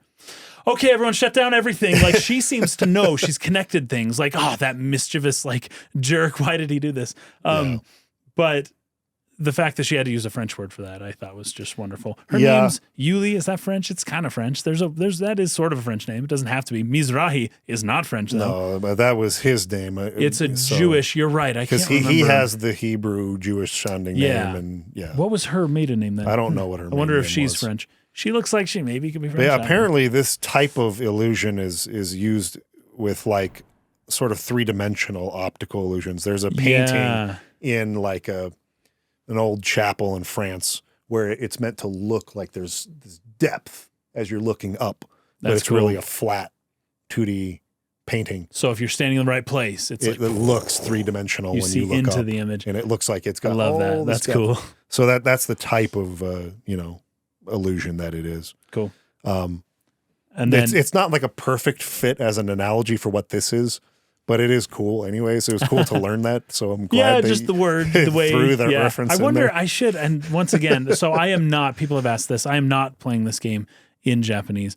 I will play 3 in Japanese. I kind of forgot, and now it's too late. Well, yeah. But I can go back and look up things on the script. I have not yet done that, but that's something I'll probably do towards the end. So what I do want to see if this was the French in the Japanese. What I did is I watched the cutscenes in English first. Okay. And then I'm going back through the game in undubbed. Oh, so good. Japanese with English subtitles. Okay, cool. That's probably what I'll. And I will say, voice acting. If voice acting's an issue for you, playing in Japanese is way better. Okay, good to know. So one other thing before the encephalon dive. When things go wrong, I guess this is after. No, it's before. When things begin to go wrong and Yuli is doing CPR on Momo, I had two thoughts. My first thought is, why would you do CPR on a robot? Is that really how Momo works? Well, Realians are more or less totally, they're not like androids where the end parts are all computers. They are literally like human bodies They're flesh. that are indistinguishable from a human. Okay, so they're they have to breathe. So you can suffocate a Realian, yes, and it will die. Yes. Okay. Yes. Then that answers all They my have questions. human bodies, but they are still programmable. She has actual lungs. Okay, so you're right. So not a total robot? Not a robot. Because my initial thinking was, you don't do CPR to a robot, but I liked the scene anyways because the image of Yuli doing CPR to keep Momo alive was very meaningful to me. Yeah, so I was like, this is awesome, even if it might not make sense. But now I'm hearing it does make sense, so no issues with it whatsoever at this point then. Yeah, I wrote that Albedo comes in and does his crazy routine on the comms. He's great. The voice actor for Albedo, they got a good laugher. I think I commented on this sometimes. I commented on this in the first game. It is not easy to pull off that maniacal voice. Yeah. It is not easy to do. It can come off as being very fake and cheesy and false from someone who is not bringing just that right energy to it. Yeah. And this guy does it. The voice actor for Albedo, Crispin Freeman, the same actor from the first game. Oh yeah, Crispin Freeman's a good actor, by the way. And he really nails this voice I'm talking about, he did which is really not easy. Yeah, Albedo never comes across as being phony. Right. I always believe Albedo when he's on screen. Yeah. Always. I 100% comes off as genuine to me. Yeah, me too. What about young Albedo? Because I liked him when he was young as well. Actor, but that was good too. But it was a different actor. Yeah. Okay. Now, this is common in anime as well. A lot of times boys in anime will be voiced by women. Yes. And I know that's true for Junior. Obvious for Junior. Yeah. Unfortunately, it sounds just like Ash Ketchum, basically. Yes, it does. There's a specific type of voice. Yeah. But anyway, Albedo's great. And so anyway, he comes on the comms. He's doing his crazy routine as I wrote it. I thought it was really, really good. But Gaignun's response to this, they really take a second to like focus on him. His eye opens like, no, it's Albedo. Albedo's did this. Yep. So it was all a trap. So earlier when Albedo said that Y-Data can only be properly decoded on second Miltia, he meant we got to let Momo go back for analysis to second Miltia. I will implant a virus so that when she's there, I can then pull it out and hack in. So that was his plan all along. That's what they were referring to earlier. I thought that was a pretty cool plan. Yeah. And I liked it until then the plan also became, and then he also, it turned into 4D chess. Yes. When you threw Junior into it as well. And I was like, oh man, Albedo's the 4D chess master. Because not only did he luckily get Momo and everything happened perfectly there, but also he also knew that once this happened that then Junior would go inside of Momo and then he'd be able to get a twofer. We had a conversation once similar to this about Death Note, right? Yes. So I was a big... There gets to be a point... I was a big Death Note Season 1 fan. Yeah. I don't hate Season 2, but... It's a good show. I like Death Note Season 1. Well, once you get into the... Well, okay, maybe we shouldn't spoil the show. It's a good show. I don't even know if we necessarily disagreed on it, but what seemed to bother you maybe more than me about that was I always know what the people are going to do on the other side. It's like 70 it's like to the T. Yeah. I know exactly what you're going to do. So I get that. Like I definitely get that. There's a part of me that still just really enjoyed that aspect of it though. Just the very, very intelligent a two-sided battle of these guys that are IQs just way above everyone else around them. And everyone else just kind of at the mercy of these like two super smart guys and just like trying helplessly to follow along. Trying to guess each other's moves. Yeah. And so I kind of like that, but there is definitely an element to it where maybe it's not the most believable thing in the world. It just got a little too ridiculous. And to me, this Albedo thing, it borders that just a little bit. Now, understanding, I felt that way initially. Now, understanding maybe a little bit more Junior's relationship with Momo, or in particular with Sakura, I can, and that Albedo was there the whole time, I can understand why he also would have then assumed that once Momo is in there, that Junior will also be there too, and that I'll be able to get them both, right? Yeah. I it's not that it's not gettable at all. It's just the way that these, it's my chess game, and the way that they stacked seemed pretty crazy difficult. There's also something to be said about contingency plans.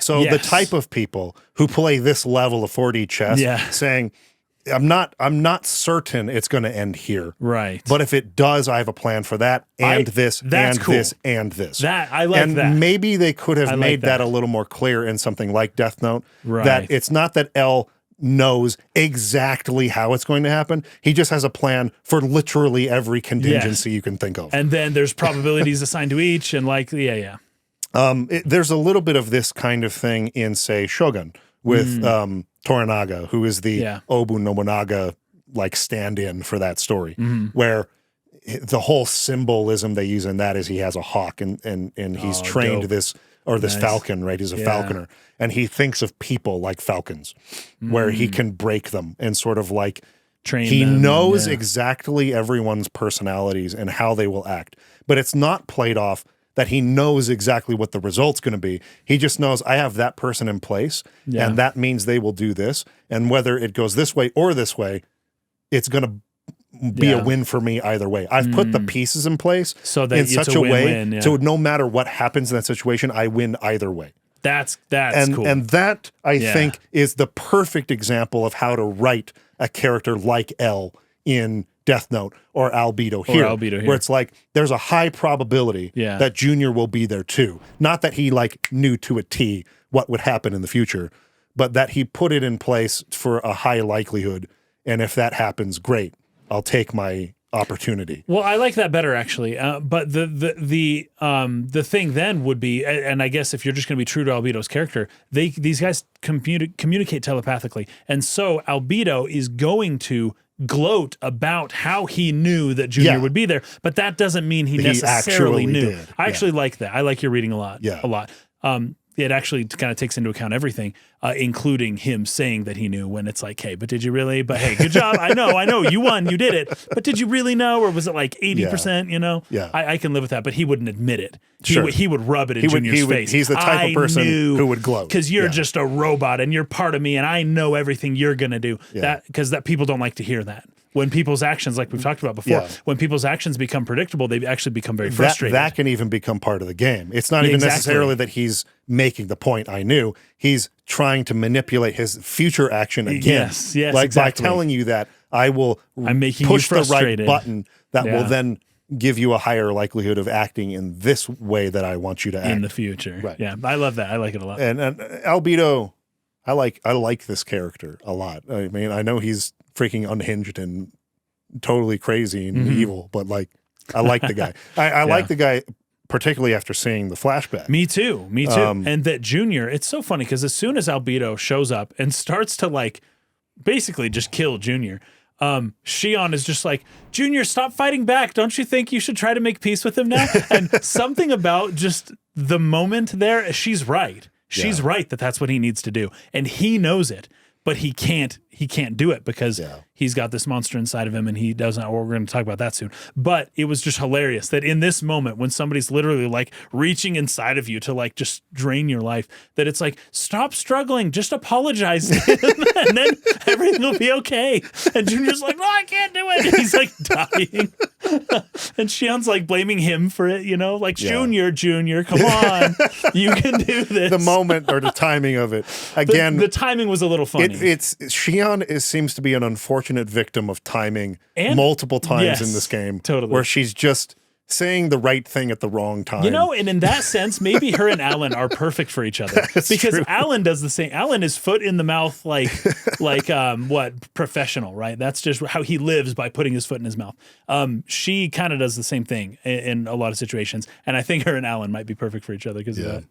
Now, in my little summary that I did at the beginning of the episode, I didn't necessarily detail this sequence, so we might want to at least just go over what happens real quick, just to get it out there before we kind of break down the parts that we really took notes on.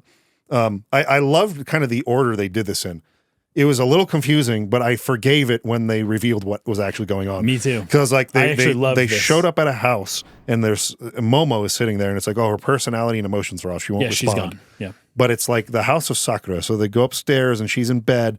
And then all of a sudden in the closet, just these three brothers come piling out. And it's just like, what the fetch were you guys doing in there? But then they reveal, oh, they were in an encephalon dive into Sakura. Yes. We were in Sakura's subconscious here. And they ended up there. They ended up in the wrong spot in diving. That's pretty I funny. loved that. I thought that was a very clever reveal. Yeah. And that they were key to helping the Mizrahis try to reach their daughter because she couldn't speak. She couldn't. But she could communicate with them. And I loved that moment where they're like, sorry, we'll use the front door. And they're trying to leave. And she's like, wait a second, you guys can hear me? Yeah, yeah. And she just breaks down. And her tears. And no one's ever understood me before. Yeah. So good. Mm-hmm. So good. And then the reaction of when Yuli, when Albedo comes out and he's like, hey, like she wanted me to give you this message and she says this and she said she knew what she was talking about. And the way Yuli's just like, tell me everything she says to you. Yeah. I thought that again was really powerful. Yeah. The motherly sort of like just almost elation at being able to finally, even by proxy of Junior, communicate with language to this girl. And he being that go-between. That was really, really well executed. Again, we'll get into this a lot more in that episode I referenced where we bring the panel in to talk about execution. Okay. But I am really liking the execution of the story here. Yeah. I think they're doing a really, really good job at landing these emotional character moments. Yeah, for multiple characters. With Albedo, with Junior, with Yuli, with Momo, with Ziggy. Like they're all landing. Nothing's really missing. Yes. Yet. Now, one thing that I did read that someone in the comments said was that there was this sort of slow, deliberate building of the world of Xenosaga in one that is missing from this. Yeah. And that is true. I've noticed that too. But I think it's important to mention, and TJ the Emperor put this in a comment on our last video, this game, Xenosaga Ep.II, was supposed to be the ending of Xenosaga Ep.1. That's right. It was only supposed to be 2 games. Those 2 games were supposed to be 1 game. Yeah, or it was. That's what I meant to say. Yeah. Yes. Yeah. And when you look at it that way, you've already had all of that world-filling stuff. Yeah. And this is just the resolution to that story. When you see it in that context, it makes a lot more sense that you're not getting as much of that here. Because there was a part of me for a while that's like, are the Gnosis ever going to freaking show up in this game? Like, what's going on? There's Gnosis just disappeared from this. Yeah. But again, you look at the development trouble they had and how large the story was. This was meant to be part of Ep.1. You can look at this as an addendum. Even though it's Ep.II, you can look at it as an addendum to Ep.1, kind of like Dune Messiah to Dune. Yeah. Like, it's a much shorter, more compact story that more or less is just an addition, an addendum to this to give you more context or resolution to that. Not supposed to be looked at its own standalone thing. And so possibly I think where some of the disconnect might be coming from is that people are looking at this like it's the middle step of a 3-story arc. Right. And that's not what this portion of the story was ever meant to be. Interesting. And so when you kind of look at it in that context, I can forgive it for not expanding the universe of Xenosaga in the way I would expect a sequel to do so. Right. But at the same time, it is nailing all of these character moments. Yeah. For me. The Momo and Ziggy and Junior and Yuli Mizrahi stuff is just really good. Yeah. Some of the best stuff I've seen in Xenosaga so far. Sure, yeah. Personally. Yeah, me too. I'm actually enjoying some of these character moments more than any of the character moments in 1. And it makes sense because this was supposed to be the resolution of the first story. It's building off of 1. Right. Yeah. And so that's why I think it's working for me as well as it does. So that might help. Others still might not agree, but that might help some to sort of recontextualize the story of Xenosaga Ep.II a little bit and see it for what it was meant to be instead of what it ended up being. Right. And maybe think about it a little bit differently. But anyway, so you got that whole scene there, and then so the 3 UrTV characters, they are being used to help the Mizrahis reach their daughter and work on this sort of congenital disorder that she has, which is tied directly to the UMN. For some reason, the UMN is affecting her ability to speak. Right.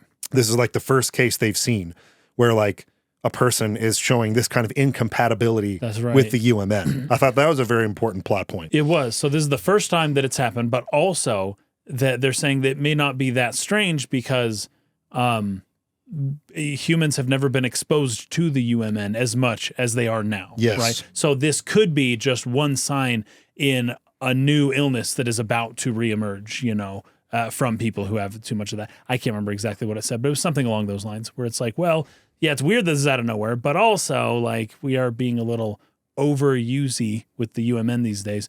I wonder if that's contributing to it and if it may spread from there. Yeah. So additionally, the reason why Dmitri Yuriev, who I'm also glad we played Pied Piper to learn who that is. Yeah. This would be just like, okay, who's this guy? But now we know. Yeah. This is not a guy to be trusted. I guess you find that out later anyways. But in any case, Dmitri Yuriev is allowing this because this is also like basically training. Like they're sort of like anti-Udu training. It's serving both purposes. And so that's kind of like why they've sort of teamed up. It's like, we're going to give our UrTVs some training. They can also help you figure out what's going on with your daughter and solve this mystery behind what the UMN is doing here. And should we do more study and research on the UMN to like protect people from this possible disorder or whatever? So they're kind of going through several sessions of this. So Junior is getting to know her better and better and better. Yep. At the same time, we get a really good flashback of like the moment where Udu broke free and sort of like came in contact with Albedo. Yes. So, Albedo, the character Albedo, used to be very different. Timid, scared. Very emotional. He still is emotional, just in a different way. He really was attached to Junior. Yes. And Gaignun, but it's particularly Junior. And he looked at Junior as his leader, basically, and like, please, I can't do anything without you. And that Albedo's biggest fear in life is being lonely. Yes. That's a big thing that they hammered home. Yeah. And then that makes you wonder with how crazy he is. And I figured it out, but we're going to get there a little bit later, I think. Yeah. So this is actually before the encephalon dive even happens. Junior just sort of tells them about the moment where, so they formed a link. There were all these UrTVs, including Gaignun, Albedo, and Junior.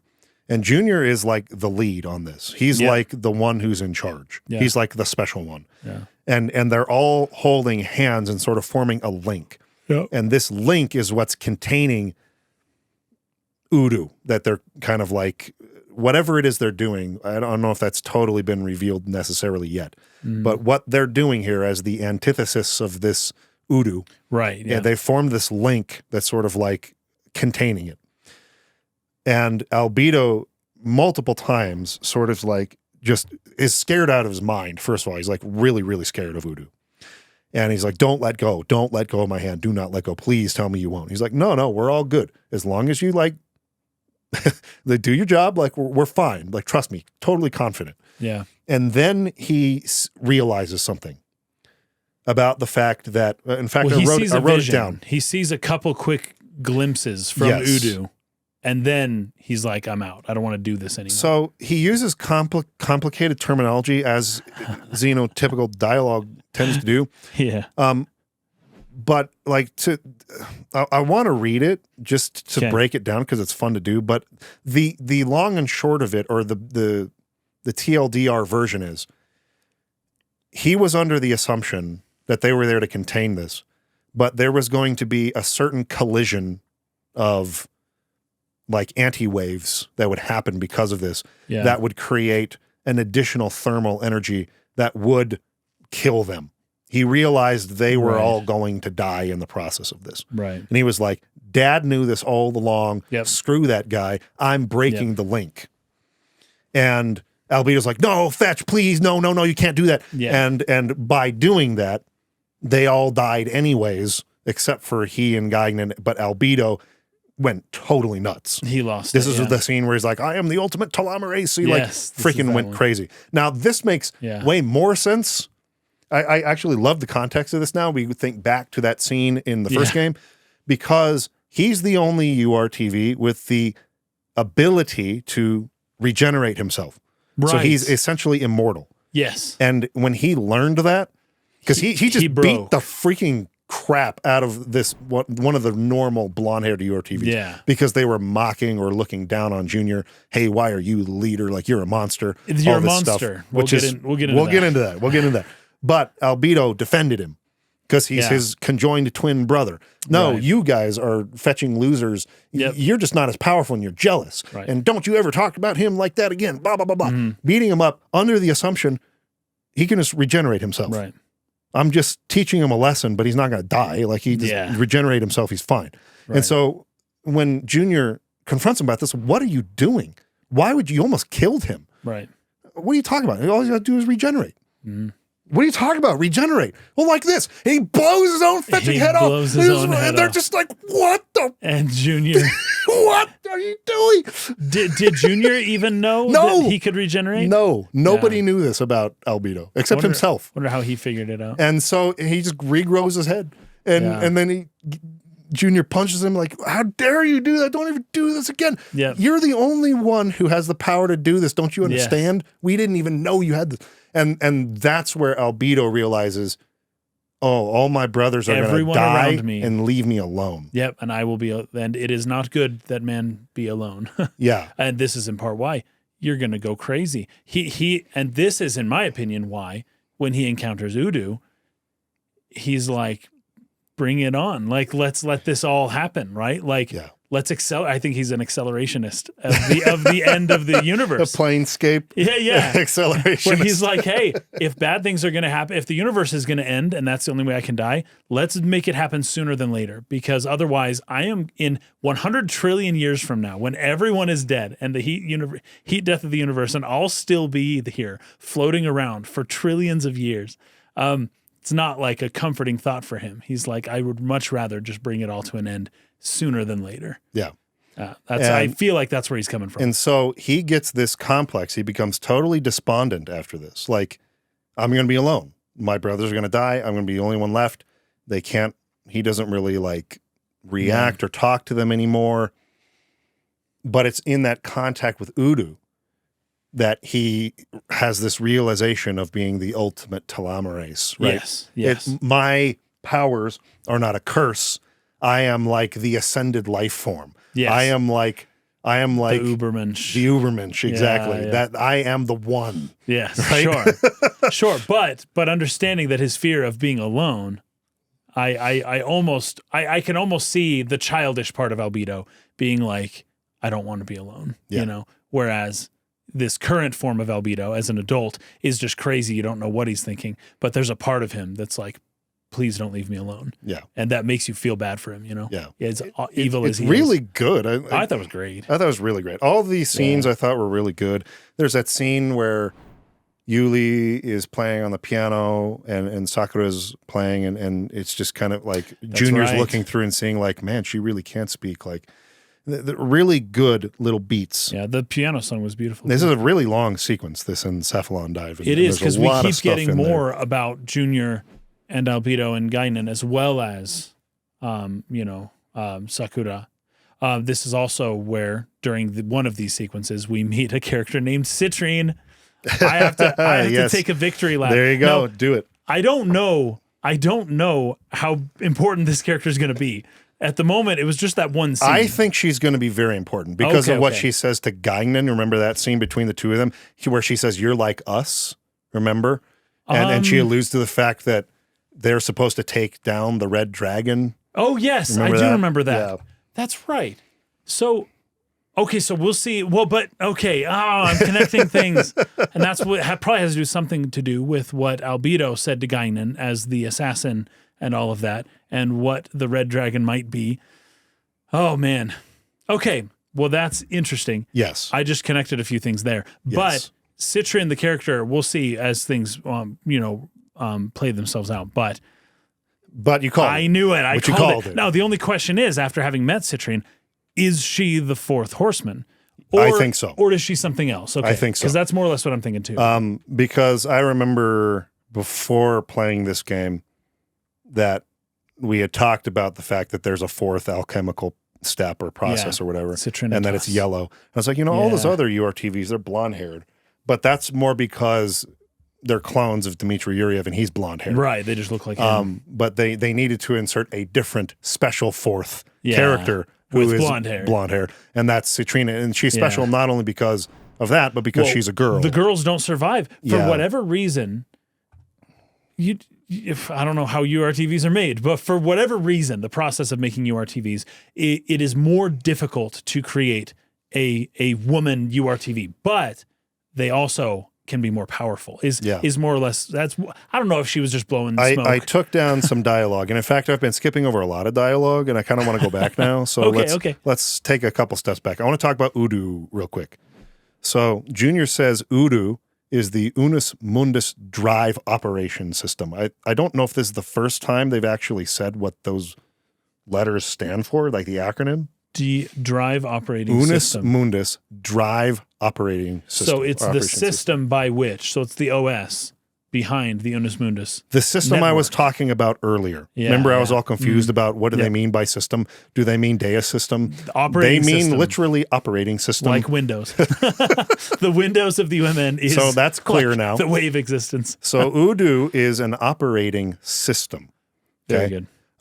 From the name, it might sound like some UMN control AI, but that thing was not created by human hands. Yep, no matter what anyone else says. And Shion's like, yes, that's no AI. Nothing that simple, nothing as simple as an AI could have created a space-time anomaly like Udu did. Right.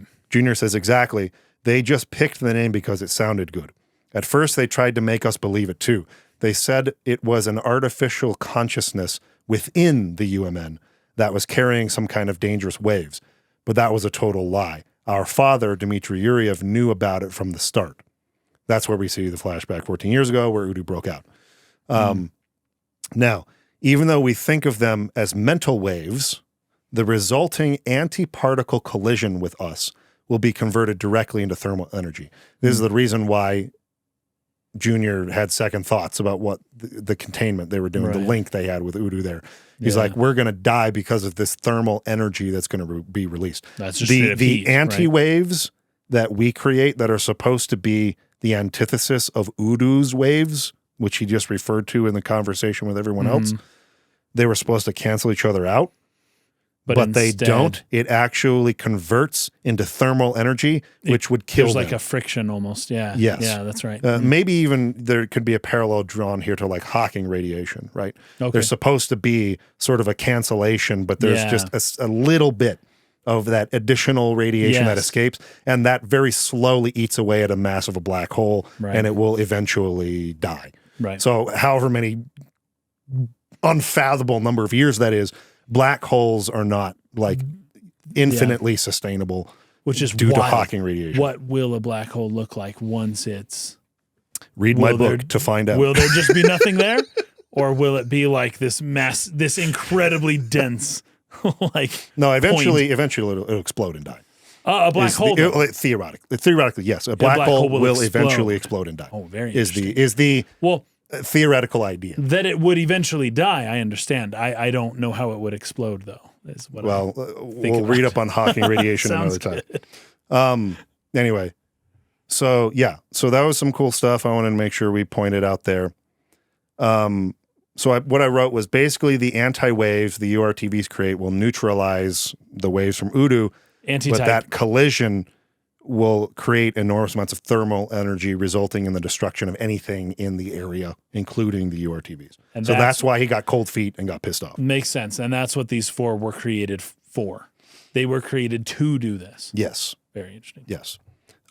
Interestingly enough, I don't remember seeing Citrine in that scene, though. Ziggy? No. Not Ziggy.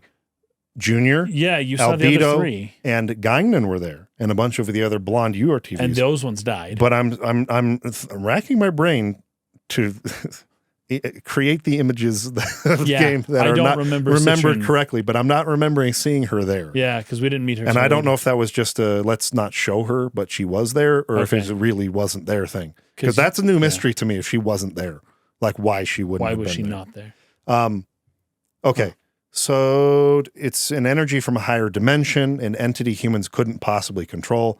It's ironic that we, the UrTVs, are its anti-existence, and yet we were never told what it really is. Okay. Right. So let me skip ahead a little bit here to some more. Well, here's another one. They ask Rubido about his mother, and they're like, don't you want to meet your mother? Yeah, and he's that's like, right. I don't want to meet my mother. She was just like a donor. A donor so he Yeah. said she had a healthy ovum and a perfect set of chromosomes. A perfect set of chromosomes, you say? That's very intriguing That's to very me, interesting, especially given that she would have given birth to Rubido and Albedo, who were right? conjoined. Who are conjoined, which means that. Well, did she give birth, Well, or were I they don't know. were they born in like an artificial insemination? I actually, based on what I've played in the game, I did have a question about that too, even with regards to Momo. Right. Like, I don't know exactly, but maybe someone will tell us. Test tube. Oh, that's right. The tubes. That was okay. That's right. I remember that now. Okay, so necessarily no birth, but there was a donor who had healthy stuff, but Eggs. a perfect set of chromosomes, and then that he was attached to Albedo. They were attached kind of like at the heart. He said they shared the same heart at least for a little while. But that means that Albedo's mother is the same person. So Albedo comes from someone with a perfect set of chromosomes, and then he is the ultimate telomerase, and he is the Ubermensch, right? That it's like almost like a. Well, I can't help but think of Dune a little bit here with the Bene Gesserit's like plans of creating the perfect set of chromosomes. But it's something like that here. That's more or less what Albedo and Junior are. We go back to that discussion we had about the moths and the flame, and the moth that would fight against the hand of God to get to the flame. That basically is Albedo. Yeah. Albedo is the one who opens the gate. Right. He's the one who Yep. figures it out. He's the one who insists through his will to power that he's going to get that freaking Zohar no matter what. Nothing's going to stop him. and imagine a moth that can regenerate wings. Okay. Oh, that's true. Yeah, a moth who keeps getting burned and regrowing wings and just keeps going back. And then the question is at some point, will it discover something? And as a human looking at it, the answer is no, it won't. But that won't stop it from continuing forever. To try, right? Forever. Okay, some more dialogue from Yuli. Hypersensitivity to the synchronicity of the UMN. That term I thought was important to note. Yep. Hypersensitivity to the synchronicity of the UMN. We never had diseases like that when the universe was still small. That's what I meant. That's what I was talking about before when they were talking about the different diseases. Now I can't remember. Was that in reference to Sakura? Yeah. Okay, perfect. Yeah. Hypersensitivity to the synchronicity of the UMN is what the issue is. Well, that's important then. That means Sakura is born with some natural proclivity towards the whatever Udu is. The UMN stuff that is using Udu as an operating system, just naturally speaking. So that means that were Sakura able to talk, you would probably learn some pretty interesting stuff from her. But she can't, and so you don't. She goes on to say, the neural pathways that recognize the outside world and allow her to express herself have been completely severed. Her electric potential pulse control was determined to be unstable, but neither medicine nor nanomachine-based glial supplements had any effect. This goes back to the conversation with Jin earlier in his bookstore. Remember, he wanted to open like a doctor's office. That was one of the businesses he was supposed to open. That's right. And she's like, what happened to that? And he's like, doctors today aren't really healers like they used to be. They're basically just like glorified therapists at this point because nanomachines and medicine heal everything. Except mental illness. And what she says here, neither medicine nor nanomachine-based glial supplements had any effect. So this was something that the technology that has apparently solved every freaking disease, it doesn't affect this. Can't heal this one. So I thought that was important. Now, we've been told over and over and over again how much Momo looks like Sakura, And it's she like kind of does kind a little. of does. She's Same haircut. It's like hair is way different. Yeah, Color. Yeah, a different color. And I don't think she looks that much like her now that I've actually seen the girl, but whatever. Okay. I got this. I took this down. We see a scene where Albedo kind of calls out Rubido for being distracted by Sakura. Like, remember Gaignun sort of teasing him, like, if you like her so much, just marry her or whatever. Yeah. And Albedo's kind of being a little bit harder than just teasing. He's kind of being a little mean about it. Yeah. And he's like, yo, what's your problem? And he says, I can trust you, right? Like, he's worried that he's going to be distracted by this Sakura girl and he's not going to do his job when they have to face Udo. Yes. And what ends up happening? He ends up breaking the link. It's a legit concern and more or less one that bears out. And it's all of his fears were confirmed. Like that kind of trauma is pretty... No, it makes you believe where Albedo ends up. Exactly, and Rubido also he calls himself a coward at that moment when he severs the connection. Yep, that's right. So now we get to Citrine here. So I've kind of caught up to where you were. So she's number 668. She's a girl, right? I am the X type, designed to preserve the egg's empty DNA. We'd be in trouble if the project hit a dead end with nothing but just you simple Y types around. You're talking about the Y and X chromosomes, right? Yeah. Albedo says, I'd heard that there was a girls' ward somewhere. Negretto, I thought the missing number was dead.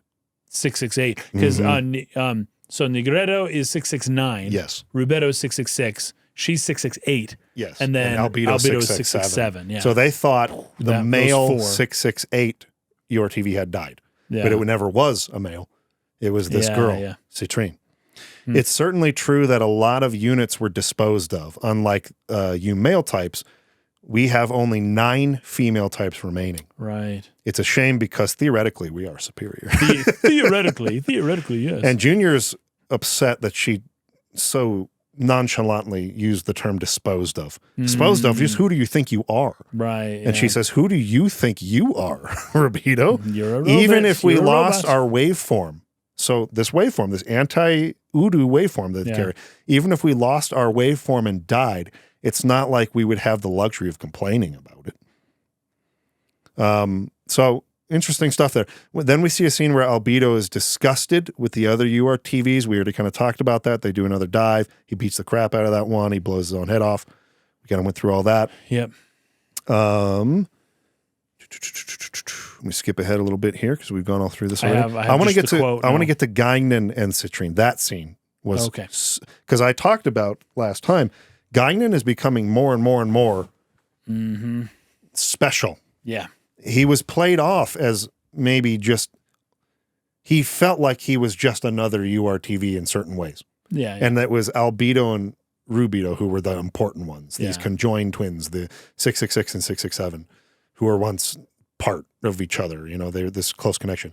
And Gaignun, while he was always there, almost felt like a third wheel the whole time. Yep. He just feels like he's quiet. Yeah. And he's not assertive. Yeah. And he's not like, he just seemed not as important as the two of them did. Right, yes. And the more this game has gone on, the more I became curious and more curious about him. There's something special about him that he's not saying. He's not kind of in a chaos kind of way. Like he's just not asserting himself. He's not drawing attention to himself, but he's actually really important. Albedo points it out. You were the executioner, right? Earlier, right? When they talked telepathically. And that's what I'm thinking of with this conversation between him and Citrine. Citrine, exactly. Because the red dragon, who do you think the red dragon is? Right. It's either Rubido, because he's red, or Momo. But there's also an interesting connection because I identified Momo with the Philosopher's Stone earlier on. She's got all these alchemical symbols about her. But now knowing that Rubido and Momo, they are similar, they might like each other kind of situation, right? I almost can start looking at them too as almost the same person now. Maybe they are both the red dragon, you know, something like that. Because I also would think that they are both... symbolized by the Philosopher's Stone, at least in part, for both of them. I made a mistake. So that scene I'm thinking of between Gaignun and Citrine does not happen in what we played this time. Oh, okay. It happens next episode. Should we talk later then? So About this, yes. Probably save it for next time. Because I had taken the note, but it just wasn't for today's recording. It was in my document for next episode. KK. So we'll get to that later. But yeah, there's something special about Gaignun. It's becoming more and more obvious. And we'll get into what that is next time. Next time. Sounds great. However, so we get to the end of the sequence. They go back in. They know that they're supposed to go to this beach. It's in the important place where they're going to try to do this repair on Sakura's neural pathways and hopefully cure her of her disease. But it's like a huge blizzard. Yeah, in this particular dive, it's snowing everywhere. Yeah, but he's like, "Come on, we're almost at the beach." Yeah, and it's the middle of a blizzard. Yeah, something because they had in the previous jump or dive that they had done, they had almost gotten to that same location, but it was all sunny and like a different time of year almost. Yes, and this point at this time they do it is like it's snowing everywhere. It's snowing, and this is where. I'm going to pass this to you. I know you have a lot to say about it, probably. The shadow. Rubido's shadow is a monster. Yeah, well, that's that's about it right there. So first off, his shadow, there's something even cooler about it than just the Jungian kind of connection here. That because they're like, well, look at your shadow. Everyone's kind of getting scared of him. And he's like, stop it. That's not me. He doesn't want people being afraid of him, right? I'm a good guy. Nobody should be afraid of me. I'm a helper. I'm one of the good ones. But then there's this lurking thing behind him. Did you see the shape of that shadow? Yes. It's like kind of a tall pillar with like a... Do you see the shape of the coat, the symbol on his back of the coat that he's always wearing? Yeah. Same shape. Same exact shape. It's that kind of column going up, and then on the top, there's like these wings going out. Mm-hmm. These black wings. So he's wearing behind him. I actually think that they did a pretty brilliant job in another area as well of showing that what people wear on their backs is part of their unconscious. That's a good point. And it's behind them. Momo's got something very important there. Yeah. But we haven't brought this up yet because I think it happens right after this. Shion, no, it happened before this. Shion changed her outfit. What she has on her back is very interesting too. Okay, so on his back, he's got this shadow thing that he wears all the time. So once again, we're seeing kind of the symbolism here, but he's got a monster lurking underneath his subconscious. Now, what I was thinking was that Albedo represented that monster because they're conjoined twins and he's the dark one, I'm the light one, but we're different. Oh, but we're the same. And the way they've gone with it now is quite different from that. It doesn't seem to be, it almost seems like Albedo is his own person with his own demons, and Rubido is his own person with separate demons that isn't just Albedo. It's a different thing. There is something very dangerous lurking behind Rubido that isn't just Albedo's crazy persona. Yeah. It's something else, right? And it's dark and it's deep. Monstar is saying that she got her outfit before the dive, so you can talk about that now if you want to. The symbol that's on... I will after this. On Shion's back. Well, gosh, I'm basically done. That was it. That's mostly all I want to say. Okay. So Rubido has this about him. And of course, it's at this time when he's denying his shadow, that's when Albedo does show up. Yes. Albedo steps in, I think almost like through his shadow, or at least behind him when they're looking at his shadow. There is a connection between him and Albedo in that way, but I think his shadow is deeper than just being Albedo's a personification of Rubido's shadow. I think it's deeper than that. Yeah. But at the same time, that's when all of this happens and goes wrong. Now, I mentioned that people's backs betray their unconscious. Shion has so she emerges with an outfit of lots of clothes that don't fit her at all. They're way too small, but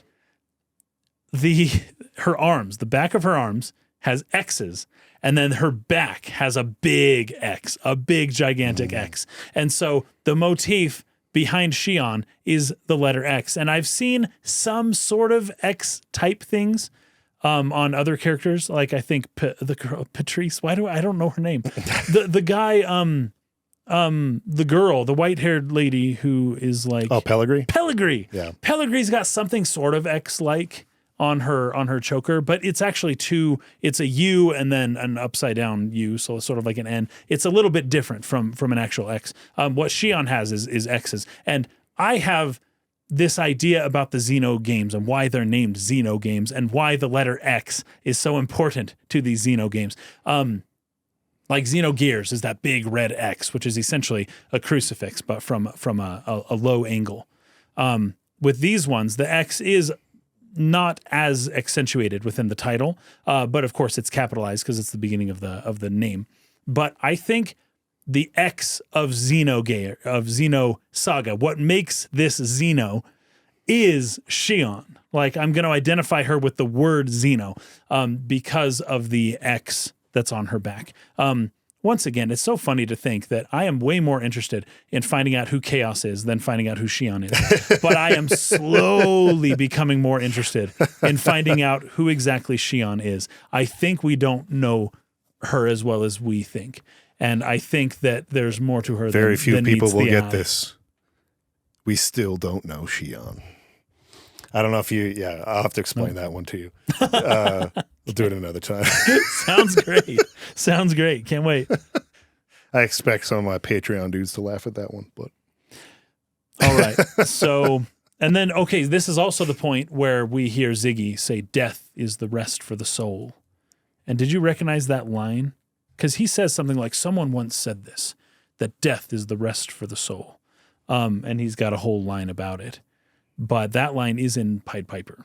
So, oh, yeah. And the person who said it when he heard it is in the game, Pied Piper. And unfortunately, I did find out who that person was. And I did not know that that person was even in Pied Piper. And so I now know something that I wish I didn't know by looking up that line. But I don't know if I should bring it up because it technically was in Pied Piper. But that line came from somebody who we know, and maybe I'll just bring it up later because we're not supposed to know that much about this person. Yeah. All right. The Albedo fight is tough. Yeah. It's a tough fight. It's apparently, well, at least it was for me, but I think a lot of other players feel the same way. As far as like non-optional story bosses, probably like the hardest boss in the game, which I think is a good choice. I think that's fitting. I think Albedo should be, as the Ubermensch, he should be the toughest fight in the game. As the Ubermensch who can regenerate and the ultimate telomerase. Exactly, right. You're fighting an immortal. He should be pretty hard. But when he shows up, he calls Momo his Pesh again. And I forgot. Yep. I forgot about that. And there's another thing that I have to bring up real quick. The peach tree is very famous in Eastern Asia. In fact, what you would consider the tree of life or the tree of the gods, basically, is a peach tree in the East. You know how we always talk about Adam and Eve and how they ate an apple? We always say apple, even though it doesn't say that in the Bible, but we just assume, oh, it was an apple, because that's like the fruit that grows on trees that we're most familiar with. Well, in East Asia, it's the peach. The peach is actually the fruit of the god and the fruit of the goddess, you could say. Yeah. So there is more Eastern meaning to the peach. And I don't know if that's going to, show up much, but the word momo does mean peach in Japanese. And so they're really pushing us towards a peach. And in the West, peach doesn't really mean much. And so I'm looking to the East now, and it actually has some pretty significant meaning in the East. There is that type of god-goddess connection with the peach. And the peach tree is like a mother goddess, kind of. Right, yeah. Okay, that more or less brings us... Oh, yep. I did take a note on this. I loved this part. So we talked about the aftermath of him Albedo beating up that kid, right? Yeah. And he, blows his own head off and all that. But in the moment it happened, Junior looks at him with like a very disappointed, that's right, looking down on him kind of look. Yeah. And Albedo just yells, "Don't look at me like that." That's right. He's got some suppressed emotions. Oh yeah, he does. And they're all coming out now. This brought to mind just something I wanted to touch on, if briefly, just the nature of shame and the effect that shame has on people.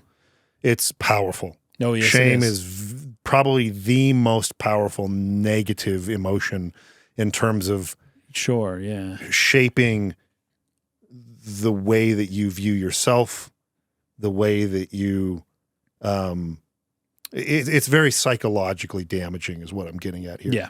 And it's prolonged or long time or multiple exposures to shame from a parent is super, super bad. So shame-based sort of teaching or parenting or whatever is I would highly advise against that. And most people don't do it on purpose. It's just kind of they just do it the way they were raised, but it's very, very damaging. It's very damaging. I remember, I'm not going to bring up the person in my real life, but there was a time in my life where almost this exact same scene played out. Somebody I knew had committed an act of physical violence on somebody else I knew who was close to me. I stood in between them and I was like, what are you doing? And as I turned away, I kind of did this look like, what's wrong with you? Yeah. And I saw in the face of this person just this enormous shame that I had touched something that I didn't even realize I was touching that was even deeper than that person had been carrying from long before they knew me. And I almost felt bad, even though I was trying to stop an altercation, even though I was getting in the way of abuse possibly happening. I felt like I abused that person worse somehow. Yeah. I have had that with my children often, actually. Yeah. When they do something that is just so ridiculous that you can't believe that they actually did it. Yeah. Like standing next to the toilet and peeing on the floor. Like, hey, buddy, we don't do that here. Right? And there's a way. Sorry, this is my life, guys. This is my life. There's a way in which, and I know exactly what you're talking about, because first off, I actually know the event you're talking about. Yeah. But I know when I've gone too far, when I see that look in them, that they start to feel really bad. There was this one time where I was quite upset at my son, and I was like, hey, buddy, that was not good. You should not have done that. And he kind of chuckled a little, probably because he was embarrassed, but that makes me feel like he didn't learn anything, right? So I ended up kind of being too hard on him, to the point where I was just like, I really raised my voice and got very visibly upset and like, I'm going to do this until it sinks in, And I started to see this change in his eyes and the way he looked at me. And it shifted from this sort of mischievous giggle into like, I crossed the line now, right? Mm-hmm. And all of a sudden he started looking at me as though I had become his enemy. And he just said, he's 2 years old. He goes, hey. And he just looks at me and says, hey. But that kind of let me know like, whoa, I'm probably going a little too far with this here, because he's starting to think, like, it's one thing to discipline or correct a child. Yeah. It's another thing to do so to the point where the child begins to kind of think that you're not playing for their team anymore. Yes. That you're not helping me anymore, Dad. Yes. You're just hurting me now. And that's why like really kind of took me aback. And then I felt shame, whatever. Like you can't avoid it. Like shame is a part of the life. Human. Yeah. But there's but when you're the cause of level of recognition yeah. that can happen where you can sort of see that's what's going on and you can shift so that you're not leaving that event with a shame-based result. You can kind of return to the love and be like, listen, I really do love you. I'm sorry, but like this is important for you to understand, and get away from like leaving multiple events where this person feels this person doesn't even love me. Yes. All I do is disappoint them. Right. All I do is wrong. They start to view themselves as a mistake. And you life. may not think, I didn't tell them that, but it's like, you don't know you don't based have on to tell them. Your interactions. There's more than one way to communicate yes.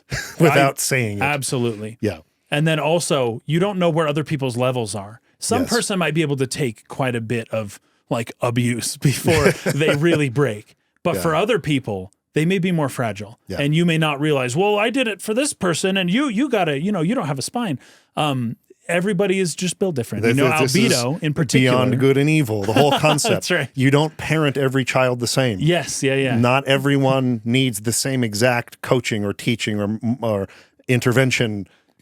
Yeah, individualized. That's not how it works. There's no universal here. Right. Yeah. And nothing teaches you that more than being a parent. Yeah. So I just wanted to point that out because that's been, I don't know if necessarily a running theme in my life is the right thing, but it is certainly something that does a lot of damage, and there's a way to intervene. And I think we did an episode on this that publicly you may see down the road, but for our patrons in Princess Mononoke, talk about that character and the way he intervenes, the way that he mediates, the way that he gets in between conflicts. and doing so with a spirit of love. Right. Rather than one where you're... Then I'm going to correct you and I'm rather gonna teach than one you. with like, how dare you do this thing? What is wrong with you? Yeah. That where you're coming down with this shame on somebody versus a truly loving, corrective kind of discipline. There's very different It's always better. tone. It's always better. And for this, everyone. I felt, was a great example of the person who was the closest to him, the person he loved the most, being part of that downward spiral into the insanity of Albedo. Right. This was an important step on that process. And he was a fragile person. Extremely fragile person. And Rubido's shameful approach, shame-based approach to how he tried to correct Albedo was the wrong move. Right. And it had the opposite effect of what it needed to have. And as Rubido is kind of telling this story to everybody, he knows that. He recognizes that himself. And everyone else can see it too. Like, hey, man, maybe you should like tell him you're sorry or something. This is why Shion, in the middle of him being stabbed and impaled through the stomach, just say sorry. That was your chance. Oh, Albedo, we were just talking about you. She's saying the right thing at the wrong time. At the wrong time. And it's just making Rubido even more angry. And of course, his shadow is starting to take control. And Rubido's going into the avatar state where he can't control what he does. And whoa, no. And gosh, I actually can't remember how this ends. He takes the Y-Data. Yeah, he gets away with it. And he leaves, but he doesn't. But Momo does anything to get Junior. her personality put back together. Yeah. So that's they right. at least get her back. That's right. Momo begins to intervene. Her. See, that's why it happened. That's right. The whole thing was a bait. Rubido's going to be here. Rubido and Momo have a close relationship. My threatening Rubido Jr. will make her put the puzzle pieces back together so I can take the Y-Data. The 40 chess, it's borderline. It's borderline. But, which we touched on. You know, whatever. Yeah. But you're right that she basically saves Rubido from Albedo, but in doing so has to give Albedo the Y-Data. Yes. And now Albedo can go open a portal to hell. Opens the way to Miltia. Yep. And so right after this, they had a scene that you had been talking to me about. It felt a little Xenogearsy. It just felt like, wait, did that feel like they skipped over 5 hours of gameplay and one cutscene to you? Because it sure felt like that to me. It kind of, I know where you're coming from. I'm not bothered by it. I think maybe I'm not either. Because we don't necessarily miss what the party does in that time. Right. We just, all the big organizations make their move. Is essentially what happens. The gate opens, Albedo goes through the immigration So Albedo fleet. goes to Miltia. Yeah, that's right. The immigrant fleet was ready for it, and they moved in right away. The Federation followed them. Everyone's going after it. Now they're like battling for control of this portal to Miltia. And Shion's kind of just summing that sort of larger scale conflict up for us in a little monologue real quick that sort of shows what happens, and then it comes back. It's like, okay, what are we going to do now? Okay. Because Shion and Alan are over here at Vector. I guess I failed to mention that. They were called in to help with this because that's right, Momo is a UMN thing. UMN is a separate organization over here from the Vector guys. Yeah. And so they're like, crap, Helmer calls directly. He's like the representative of Second Miltia, calls Vector and is like, can you guys please like do an encephalon dive with your 3rd division on Momo and help us get this Y-Data? It's like really important. And Shion doesn't even ask permission. She just like, yep, Alan, grab the equipment, we're going. And Alan kind of questions it a bit, but and this is one of the moments where it's like, well, at first, because they say, are you sure we can do this? And Junior is like, well, I don't know if it'll work very well. Oh, Shion, you're great. I just don't know about Alan. Yeah. I don't know if he can do it. Yeah. And Alan's like, what the heck, man? But yeah, that all happens. Also, I can't remember exactly when this was, but Helmer shows up to recruit Jean. Is that at this point, or is that just a little bit later? No. It's after this. But the important part of framing this is Shion and Alan are kind of separate from the rest of the group. Yeah, that's right. They're at their with Cosmos, doing their job with Cosmos over here at Vector. And the rest of the group is over here at UMN and like Kukai Foundation headquarters places. That's right. And so what essentially gets set up here is that Shion and Alan are going to kind of do their own thing to try to go to second Miltia, like take this new path that's opened. But Helmer is setting up a whole different group to be this like covert operation to go in there, and they're going to pilot the Elsa.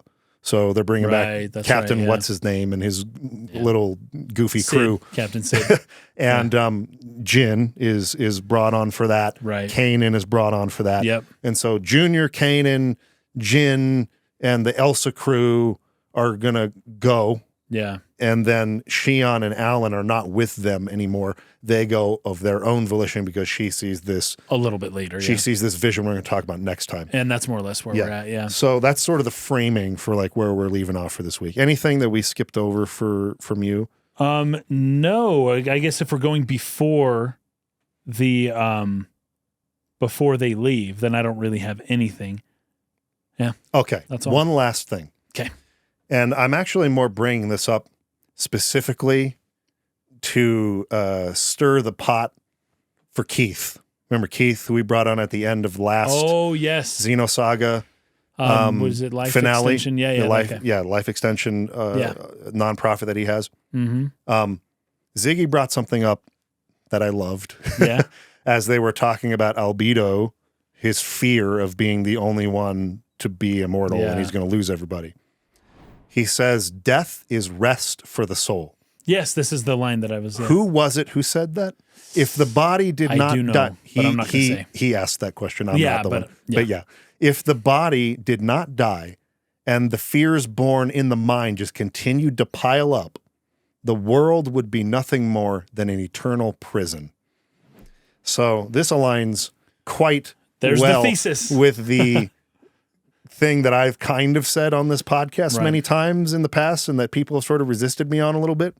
I have been telling Keith for a long time. I'll talk to you, Keith. There you are over there. I'd been waiting to do Lost Odyssey to have this longer philosophical conversation about is death necessary in life and whatnot. It seems Ziggy agrees. You got that's powerful teammate right there. I'm going to look a little bit more into if there is some sort of official philosophy that comes from, because he's referencing somebody. I just didn't have time to look it up. I know who he's referencing, and it's an in-game reference. Oh, it's an in-game reference. Okay. Anyway, I was going to look into and it's from Pied Piper. If there's a reference outside of the game, a philosophy to look into and maybe bring up as part of that discussion.